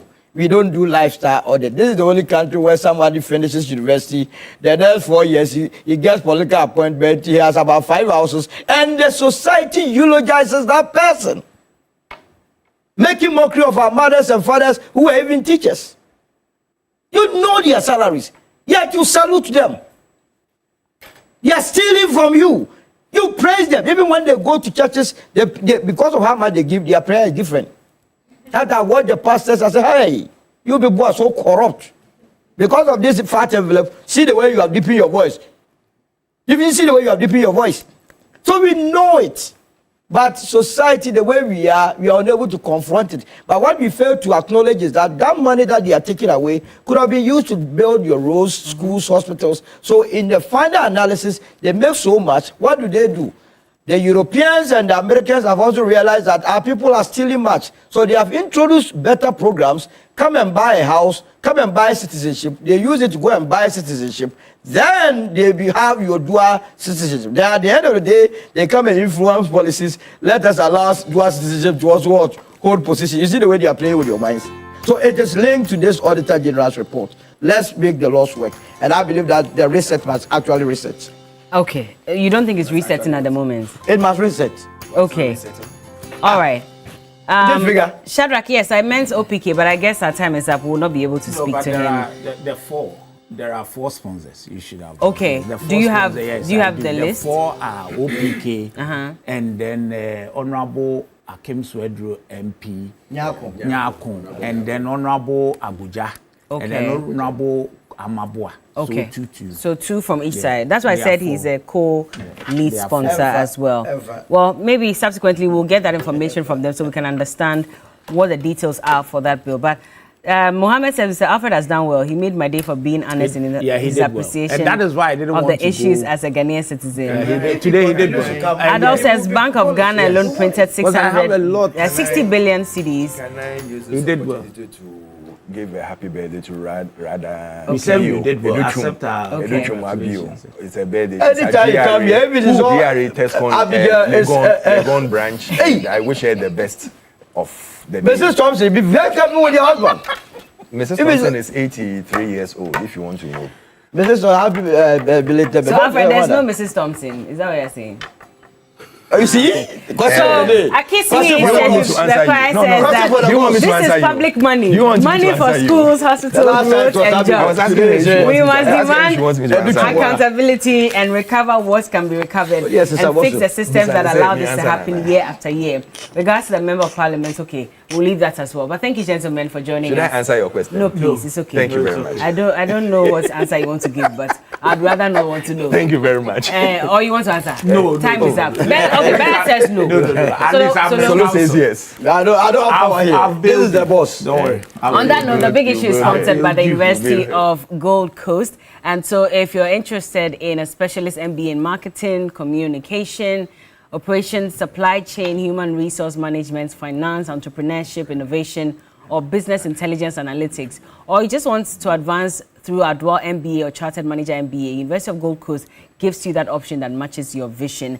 They also have MSc International Relations, Communication, International Marketing, International Law, Security, Diplomacy, Accounting, Finance, or Human Resource Management. You want an LLM in International Law, Security, Diplomacy, or MA in Biblical Studies, Practical Theology, then of course, you know, it definitely has to be the University of Gold Coast. And they're making it very simple for you. If you're working, they'll still give you the opportunity to find a way to still go for lectures and manage your work, and they'll give you flexible payment as well. And so study around your work and your life, and of course UGC will be there to make it easier for you. Reach out to them now.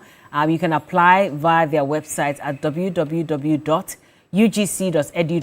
or call or WhatsApp them 026 388 8555 026 388 8555. University of Gold Coast, building leaders for the nations. Thank you so much, Solomon Owusu, for joining us this morning. Salary for the last 10 months. They haven't received it, and they are jurors at the court. Why are you one of them? There's a person sent me a message, and he sent comrade, and I said, I'm not comrade. All right, I'm a we have to patriot. go. I had wanted to ask Dr. Zato if he has also received the salary. He has received it. Oh, he has received it. But how will you go to Tumu? You see, when he receives the salary, he doesn't come here. Okay, let's wrap up. Solomon Owusu is the Director of Communications for the United Party, and of course, Alfred Thompson is a former Deputy MD for NIB, member of MPP. He's running for National Treasurer for the MPP. And I thought you were going to say add more appellations to it. No, that's all I can say. And Bernard Bediako is the private legal practitioner and MP for Akwitia as well. Thank you very much for joining us. Thank you. And we'll give you a part 2 of that visit that Cookie had, you know, yesterday at Chado, interacting with some of the citizens who unfortunately lost their properties as a result of the floods. And so we'll bring you your way shortly. Don't go anywhere.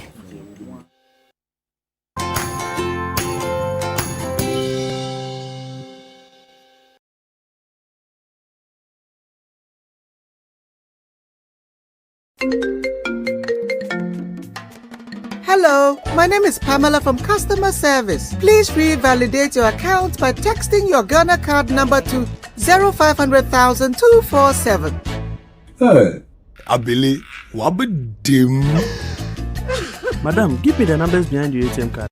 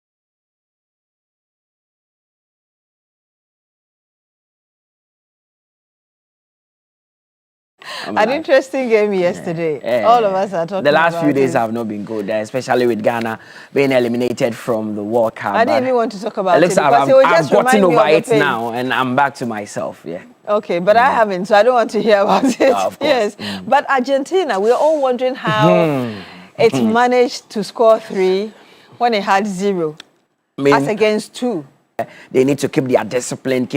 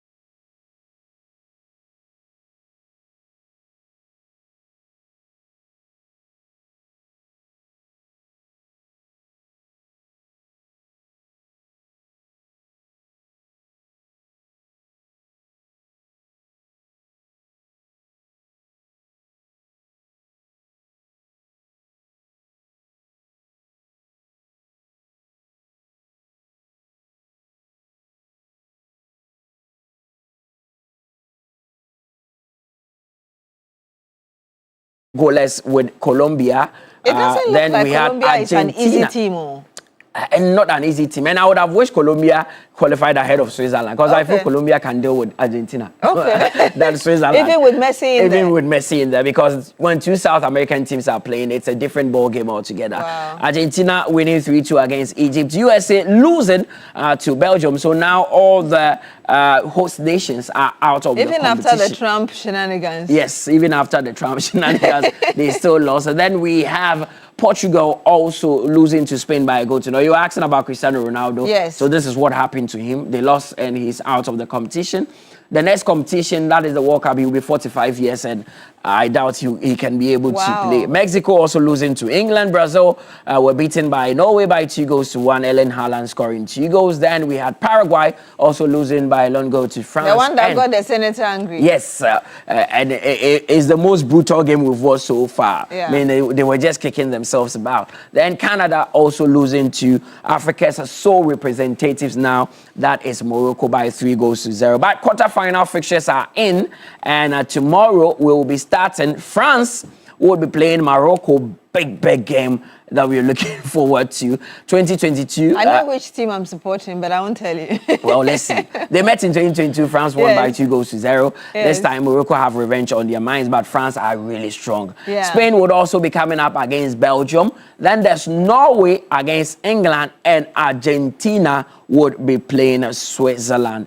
So these are the fixtures that we are looking forward to in the quarterfinals. Already, a lot of people are tipping Argentina to get to the semi-finals of this competition. So let's see what happens. But I mean, it was a disappointing end for Africa. Now we just have Morocco. But what does it look like in terms of how Morocco could be doing?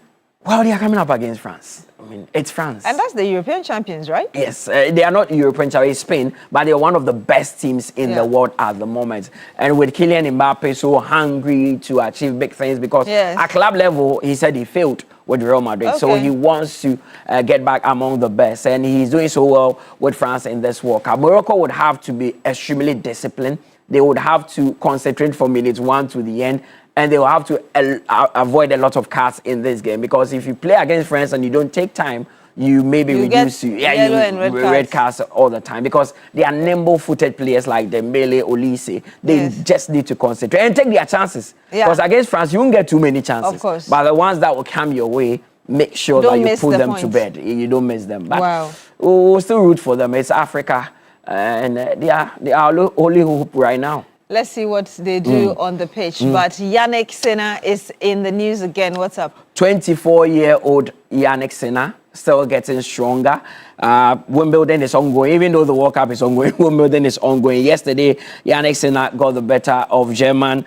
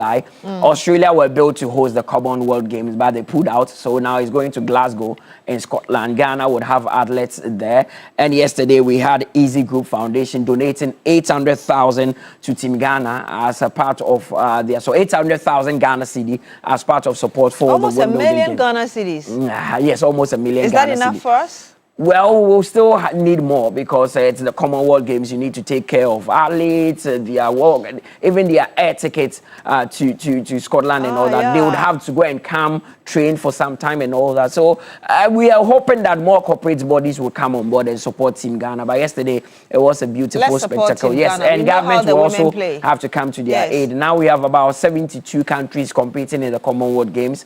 And it's just like the Olympics, just that it is British Empire, countries that were colonized or have affinity with Britain that are playing in the Commonwealth Game. Ghana would be there. 23rd July is when it's supposed to start. So let's see. But it's a great step for Team Ghana getting 800,000 Ghana cedi. Indeed. What else do you need to know aside from what you need to know Daily? is that TV3 coverage of the World Cup continues. Despite Ghana being out, we'll continue to see the World Cup till the end. So tomorrow we are coming back with the quarterfinals. France will be playing Morocco, and definitely it's going to be very strong. Very strong. We will be showing that game. What time? That game is at 7 p.m. Okay. All right. Thank you very much, Damuta Yakubu. We look forward to getting more matches and more interesting games. But let me remind you that it's time to make that move. It's time for a cold Malta Guinness. When the mind, body, and Malta Guinness unite, nothing is beyond your reach. Vim up your daily pursuit with the revitalizing taste of Malta Guinness, packed with B vitamins. Charge forward towards your goals with each sip of its nourishing natural goodness. Now with a new look, remember to always look out for the proudly made in Ghana symbol on every bottle or can of Malta Guinness. Malta Guinness, we move. And when we come back, we'll bring you some more conversation. Stay with us.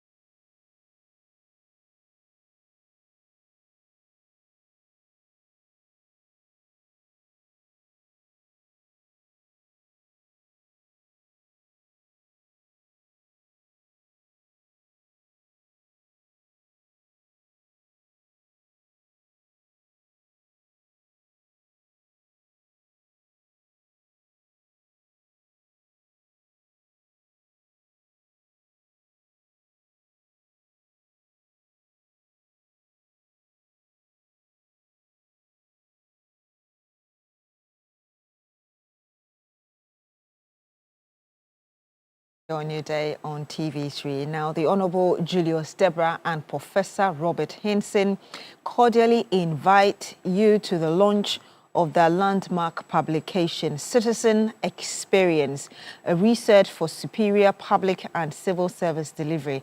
Now, the special guest of honor will be the Vice President of the Republic of Ghana, Her Excellency, Professor Nana Jane Opoku-Agyeman. This is happening today, the 8th of July, 2026 at the Alisa Hotel. Pre-launch refreshments will be at 10:30 a.m.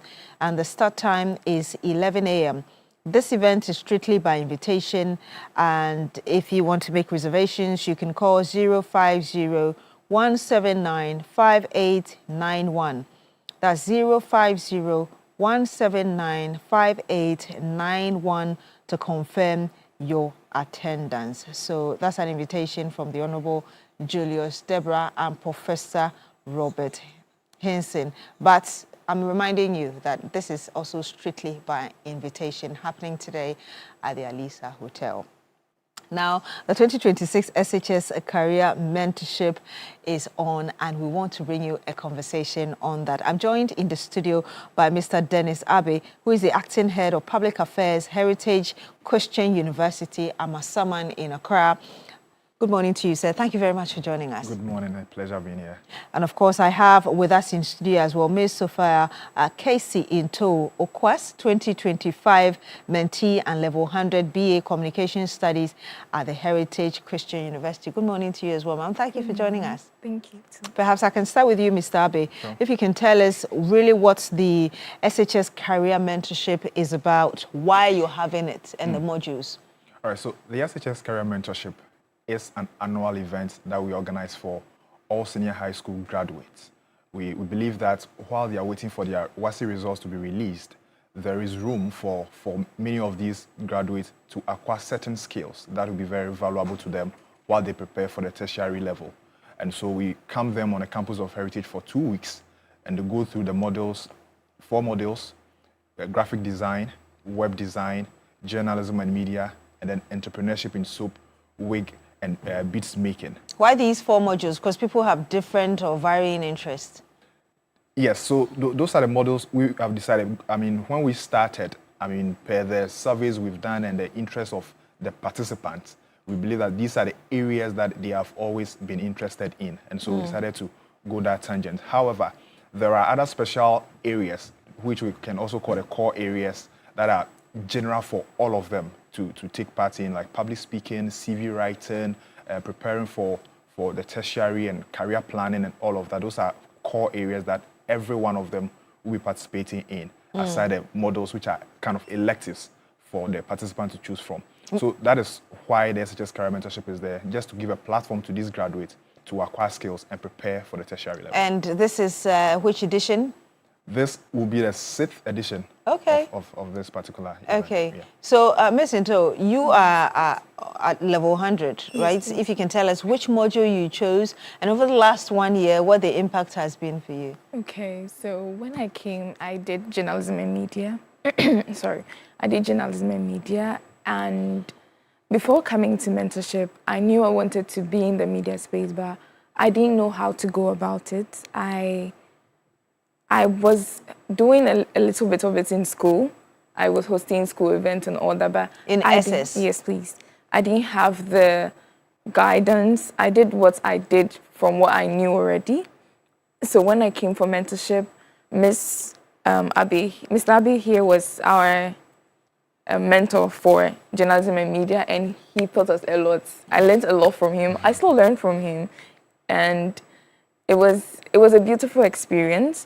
Before that, I didn't know. During mentorship, I learned a lot. And then Heritage has a station, True TV. So we were sent there and we had practical lessons. We were taught some bits about multimedia and all that.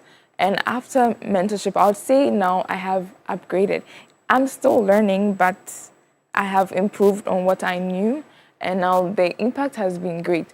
I've been to places I don't think I would have been if not for mentorship. I'm here because of mentorship, and I'm so grateful for that. So you said that was a game changer for you? Yes. It was a life-changing, actually. A life-changing one for you. Ms. Abe, tell us about the accommodation for the program, and if anybody is interested, how to register. All right. So for accommodation, we actually taking the cost, and so it's going out for free for the 2 weeks. The cost involved is 400 cedis, and that excludes accommodation. Okay. And so accommodation is free. You are come to stay on the campus of Heritage in our hostel. So you get access to water, electricity, everything for free? Wi-Fi services, everything for the 2 weeks. Okay. And then in terms of registration, if you are interested... Why would you make it free? The motive is not for the money. We believe that, just as I mentioned earlier, we want to help our young ones acquire skills and prepare themselves for the tertiary level. And so while you come in there, I mean, many people want to have such opportunities, but if the figures are so high and all of that, it pulls them aback. And so we believe that giving everybody a level ground to try and be a part of it is very important. And so for the accommodation is free. The fee involved is 400 cedis, which caters for souvenirs and certificates and other things that you'll be having. However, on the lighter note, let me say there will be no dining. Okay. In the high school, we go for dining and all of that. There, because we are preparing for the tertiary, there's no going to be dining. So people have to get their own food, yes. Breakfast, lunch, and supper? Yes, please. But on campus, we have food vendors available in and around campus as well, where they can always go in and get their food from. You mentioned when I asked about the edition for this year, and you said this is the 6th edition. Yeah. Tell us how things have progressed over the last 6 years and what makes this year's own better than the previous ones. So over the past 6 years, I mean, when we started mentorship, I mean, for the very first time, the numbers have progressed every time. And we've been also able to up the numbers in terms of even having some students staying at Heritage to school. We've had testimonies at the end of every edition from students sharing their experiences. We have students in other universities who share their experiences, telling us how impactful it's been, just like Sophie is sharing today. And parents have bought into this idea because we have parents also coming in. Just yesterday, a parent called and was making an inquiry. She said a lot about this mentorship program. She really wanted the daughter to be a part of it. And I had to give her the info. And so over the past 6 editions, I would say the progress has been very significant and the impact continues to be made to these young ones. Please, what would you tell 2026 SS graduates? Okay, so I would say mentorship is a great opportunity to start your life after SHS because it prepares you for the life after SHS, the life that you don't really have strict guidance. You do most of the decision making yourself. Mentorship prepares you for that and they don't just teach us what we want to learn. They teach you what you're capable of doing. So at Heritage, you know that I want to do this, but Heritage will open you up to, okay, we know you want to do this and you can do this, but you can also do this. And you think that what you went through, it's made you certain of what you want to do with your life? Yeah, I would say yes. Okay. I did. And please, I want to take your final word as well. And if you could tell us a bit more about the law school and September 2026 admissions. Yes, so admission is ongoing for the September intake. Programs in business administration, in information technology, information security, our nursing program and midwifery. And now we've received accreditation for the law faculty. And so in September, we are recruiting for bachelors for the law school. And so if you're watching, please, if you're interested in law, make sure you get in touch with Heritage Christian University. Let me just give our phone numbers so you can get in touch. 055 102 6164, 055 102 6164. You can also visit our website at hcu.edu.gh and then follow us on all our social media handles, Heritage Christian University, for all enquiries. So you can always get in touch with us. All right. Thank you very much, Mr. Dennis Abe, Acting Head of Public Affairs, Heritage Christian University at Amasaman in Accra. And also to you as well, Mr. Casey Into, Okwa's 2025 mentee and level 100 BA Communication Studies, also at the same university. Yes. Thank you very much for joining us, lady and gentlemen. Gentlemen, we did promise you that we'll be bringing you a part 2 of that interaction my colleague Kuki T had in Chado, flowing the floods on, actually, from yesterday. So just watch the rest of the story. Who said omujina hano pay omunko school for the last 2 weeks? Omo to school. We mo de wanga tro BC awie. But wanga school for no them say this week na by one uniform be everything is condemned. This week na ya pay uniform for am I work one start school. Okay. Na me patro one kasa dey juma na ye. Businesswoman. Okay. Iti fiti be almost 2 weeks ni wetumi akwa juma. Obi antumi nkwa juma. And Uncle Anna Cray school and cry, my brother and for beef in our school. Want to be and to me now, be and to me, yes, you are. Mr. Who sends you emuna? A yaw feel saying, no man, you're running stomach. Okay. And she say, no, what do you think, say, I buy a bit to me, I abwa ebusia, any near me, ya, I say, you know, who said, with shoe boxes, just say, I have company met me, I say, a yakra, because if you fear be more, Bola, be fa a. Bola ka aji 1,000 Ghana 3 times. You have to be big. Even into me, you are gas, be say. Be say. A be a honor man, sweet, a blender, who motor, who cap, be say. Into me, you say, what? And he said, a bola ka baba copa 1,000, I am 1,000 or the cop. And no more by 3 times. 3 times. 3,000. Young funny say, be a would be any day, a guest house, no, why 1,000 and 1,500 a day. And as you say, what that obey 8 days in here. And it says, Usika no, a bit sound bank there. Bibi and will be master cry. They say, be any BB beam, Yamen Ayashan, only a hope of survival. Okay. Me patro, Abai say on my release 200 million. Say Yan Famboa Moa, Sebio, Mohon Aka, Ewo, Fladi mo. Sisi, say Abai say or brown near ma. Now, oh dear, if you try Honka cried, near my bench, I know here. Patro, me here mattresses. Cooking utensils, Adrian BB because BB I say, and I even in su cry yet or in su yato in su I had to treat a denim in Hanum. Say 1,000 Ghana 3 times. I didn't insure maybe insure them. Say Hanum never once in a week, but a my cry after flood and my into yeto. Thank me be 1,000 near the eye cleaning. And your man, where they were boca because we're doing any day a problem. Is sure would be senior my clean so I just say, or sign eto bola befaka ebefa bola na car befa bola na 1,000 per trip.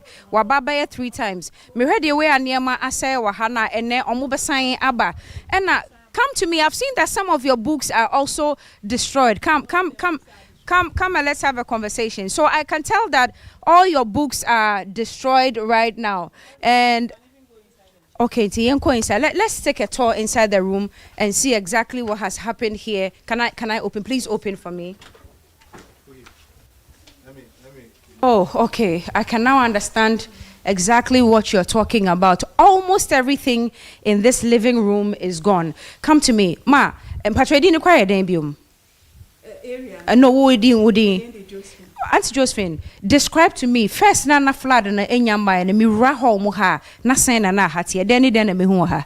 Ura na ma uhu TV, uhu DSTV, uhu bibia stuffing chairs, uhu air conditioner, bibia fine, water dispenser, sound system, ni nyina water dispenser se nra ye torch ni.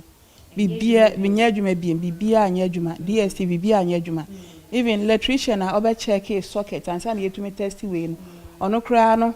And a socket or toy, say it's about 4,800. And but yes, but fixes are near. What you can imagine, Pastor Usika, Akomupa. Niama washing na dear in a helper. And yes, I have a pie, my bra can. Careful froy, see Hannum. Not only hot in sooner a comb, my just a sparky crane, but between what they call shop. Oh. Ford F-150, and Nuna, it was a new one. Oh. So it's at the mechanic shop right now? Yeah, it was told. Have they told you how much damage has been done to it and how much it would cost to even get it back on the road? They have actually not given us any feedback. Okay. They said for now we should forget about it. Because it's 50-50, yes, yes, yes. Apart from the car, and everything else that you have thrown on the refuse. What is your actual hurt right now? What hurts you the most about this flood that occurred on 29th? We are homeless now. We are like refugees. Our kids are not here. They are staying with someone else. And the trauma of not being in the house is some way. So now when you see heavy clouds, when you see the clouds gathering as if it would rain, how do you feel? I actually get scared. And I fear that this will happen again. Has this ever happened in this area? We've been here for 15 years. This is the first time we've had such situation. And I'm sure you've listened to radio, you've watched TV, you've seen what's going on social media as well. What do you think accounted for this? Well, apart from the ocean rise, I think our human activities too cause this, because a lot of people have built on waterways. And Laboma, for instance, there was nothing there, but now they've put up structures there, which also blocks the water from flowing into the sea. So you think those are the things that have accounted? Yes. For what has happened. I am so sorry. I feel your pain this morning. I can only imagine what you're going through. What's my friend? I wanted to talk to her about some of her books that, sweetheart, come, about some of her books. So you are the one who's completed BEC, right? Okay, so at least you are home for now. But your little brother, did he lose some books as well? No. Okay, so he's fine. At least his books are intact. No. Yes. Everything is gone. Everything, even Bible, everything is spoiled. We didn't get anything here. Everything is gone. And to say school no corner, we have to buy fresh books. Even those my brother's children who has been going to school now, they bought uniform, everything. Fresh. Yes, everything. If not even school bag, everything is gone. So it's only 10 in the morning now. What time do you wake up from the guest house? What time do you get here to at least to try and clean? So I wake up at 5:30, go to where my kids are, prepare them for school, then I come here. So by 7:30 I will be here. Okay. So tell me, what's the plan now going forward? Just in case, I'm saying just in case, you don't receive enough from government, how do you think you can move on? We'll only work and take things one step at a time. And if you had the opportunity to tell government right now what you need, please look in the camera and tell government what you need. We need financial resources now. That's the most important thing, because we are buying everything afresh. Mattress, freezer, refrigerator, stove, cylinder. We are buying everything. It feels like your life is starting afresh. You don't have anything. It feels like you are a refugee in a different country. You only have maybe the dress you're wearing, and everything has to start afresh. Yes, we are starting everything afresh.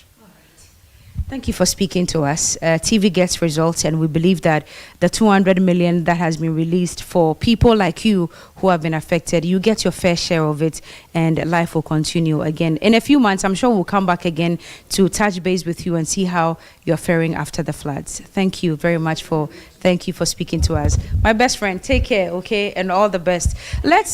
Yes, ma. I was able to raise up the can bed. What? The water was able to raise the can bed, and then she was swimming on top. Yes. Oh, so this was the bank bed.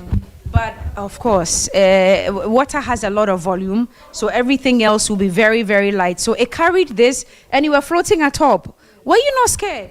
I was scared. And you were crying. So that's when you intensified your prayer. So when the rescuers came to rescue you, were you surprised? You were surprised? Yes.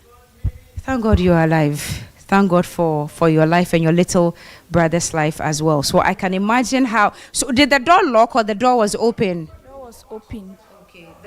Initially it's locked, then it opened. Right. Okay.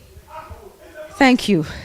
Thank you very much. I can just imagine how uneasy and difficult this has been for this family that we just visited. They are trying to mend the only mattress they have left, or they've been able to salvage, and they tell me that they've been trying to dry this for the last 6 days. It's today that it's received a bit of dryness, that they think they'll be able to sleep on top of it, and they are trying to mend it because, of course, financially they are pressed. They've been paying for a lot of things, including the cars that come for the refuse, including where they lodge on a daily basis. And I see beautiful cars parked here outside, but you can just imagine what happened the day that it rained. And we are told from that house that they have lost a car that was freshly bought. Well, let's go to another area or another house and see.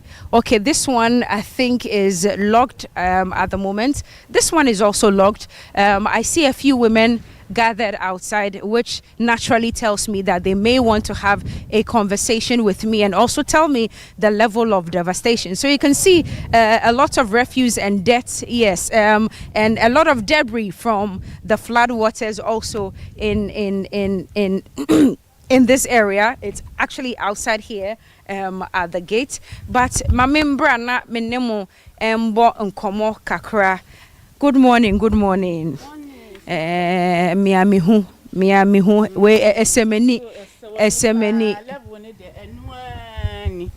o hakra ye pa ye wakakra no ye be yira wom nso ne de ase ye bibia up to now ye ntimi na fie ye da guest house ye bibia say ye fridges. Miss Rewo, so let's just travel back today now. Insurance started say tono. Mr. Meba, Sajina Hobium, Jina Poli Homa me, Jina ha, O Crampo height in O Waseme, me 172 cm, and ti O be 180 or 182. Na since you level near.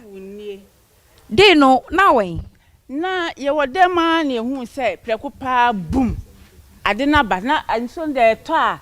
The gu ha say na aya kwa ba preocupa hu say ba afa de na bubu afa ya isugum ti mi say trap down ye buye ansa na ye fima ye dimrika ye sim no kwa say edu ya ha wi na ye de course ro ho be me kakra be me ye de course ro ho num tubo enti no by the time say unso no start here dey wo why dream no enso de say anopa ye nyina ye wo fie to say nim say normal water twa bia and the enche na agya na ye nyina ya sori akoye ba bia ebeko nti ye twen say de beti kakra nti ebe wan say ade na yiri ba prekopa ha ye ma ha so dan no level no so na edu ha say ha ti ye hu ya ha level na de no na wa ha enti by the time a wo hu say nsuo no eyiri no na level be na na e wo no edu ha say nti afa mi pushi we na empushi mi pushi trap door na empushi enti mi uncle mema mi ensa na me ka chom so am say bibi si ha say enti omo meyi na yenti mi mpie mfiden na ode ne nsa fam so bibi ani ha nti afa ye nam say ne yenti mi mpie o nti omo bu trap door no nti na nura ya na mama o ma ye because of Oma ayento mu bu no ansa na yen ya ye wa ha ye timi apie enti good and patrosi from na yentu mi mo nkomo ne ye bosu we dey good morning oh thank you for a very good job done and thank you for opening the door for them to be able to come out of your friend is saying edanum yenkatwa na yenka brofo ebia ye beke bia. Okay, so she was trapped here. Where were you at the time? No na wan fa na mi su mapie mi so that morning no na me dware nti mi hu say in should be every bathroom ho eba quickly no me fast and me pay me pay me share short say me be say abontin then eko me bie do na ba and nsuo ni na nti ye dwane freedom ho ye pay ya ye ba ye du ha no no so wa lucky nti ye na bie ni do no ansa ye nyina ye true me ka call abscess nti less than 2 minutes na me bra no wa jani phone ye kwa na TV no wa ha nti TV na ase no we bi wo chef bi wo ho na a cover in the matter of me say ade see no it was between 10 to 15 minutes Chese ensuo no kra anhye mo ase kra. Mo enhu po se bibisa eba. Inti me pie free bat house na me kwa kwhwe se eden na ekoso because say the ensuo ni speed e di ba no. Me bie door na edem ho nyina. Not we no, not we outside ayema. Right. But na per chance aba inside. Inti me push me bie door na ni nyina. Me pacho onkwala wo fie ha. Enti time like say nkwala mu anom ko school. Okay, that was the no na save ye. No mu ko school. All right. Enti say no nyame ya adom a mu nyina mutumi ekọ no. How many hours did it take and so no etumi kọ from mama mo esi form? Nsuo ni jaye ye no, it was less than 1 hour na ekọ ye. Nsuo no san kọ ye. Yes, nsuo aha.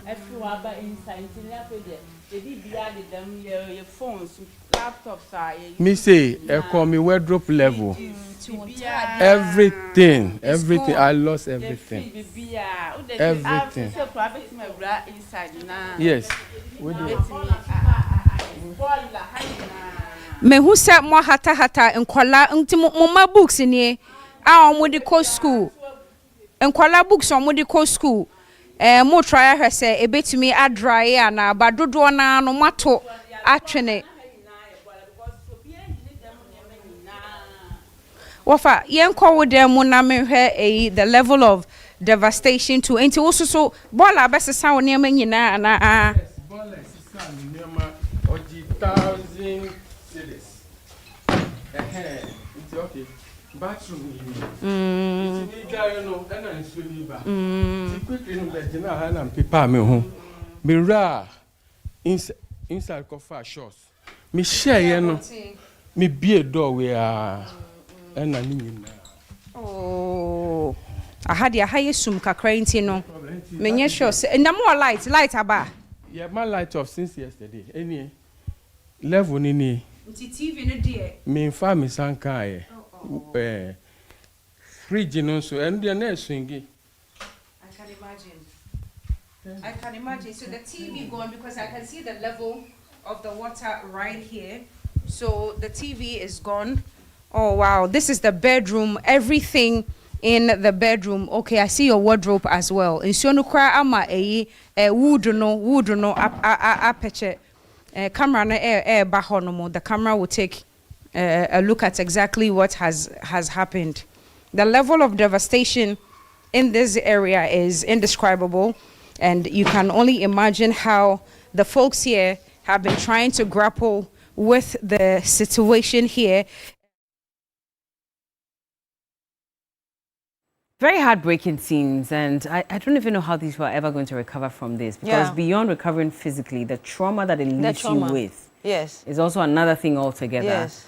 And, you know, I remember when it happened as well, we're asking that beyond just providing physical support, they need psychologists. Yes. I mean, if you are a kid agree with that. Stuck in a room, seeing the water coming in and not knowing how you're going to get out of it, this is going to stay with you for the rest of your life. Yes. If you're a parent and you have children in there, you're looking at it, losing properties, almost losing your family. Yes. How are you going just to deal an with this instant. as well? Yes. And I think I heard the man say that it was just within a period of 15 minutes. Yes. And everything is gone. I can't imagine how they would come to terms with that. Yeah. And I guess he's answered the question, because for a lot of us, we're asking, didn't you notice that your home was flooding? Yes. But they didn't notice because they were all indoors, and that's what happens to most of us anyway. Yeah. So you want to check what's happening outside, and before you realize the water is already at waist level, there's absolutely nothing you can do about it. Yes. That's scary. Yeah. I started to think what they were going through at that point when the water was just getting into their homes, destroying their properties, and probably even thinking, is this my last day on earth? Yes. Because yes. how much more water is coming in? Because death is just staring in your face at that moment.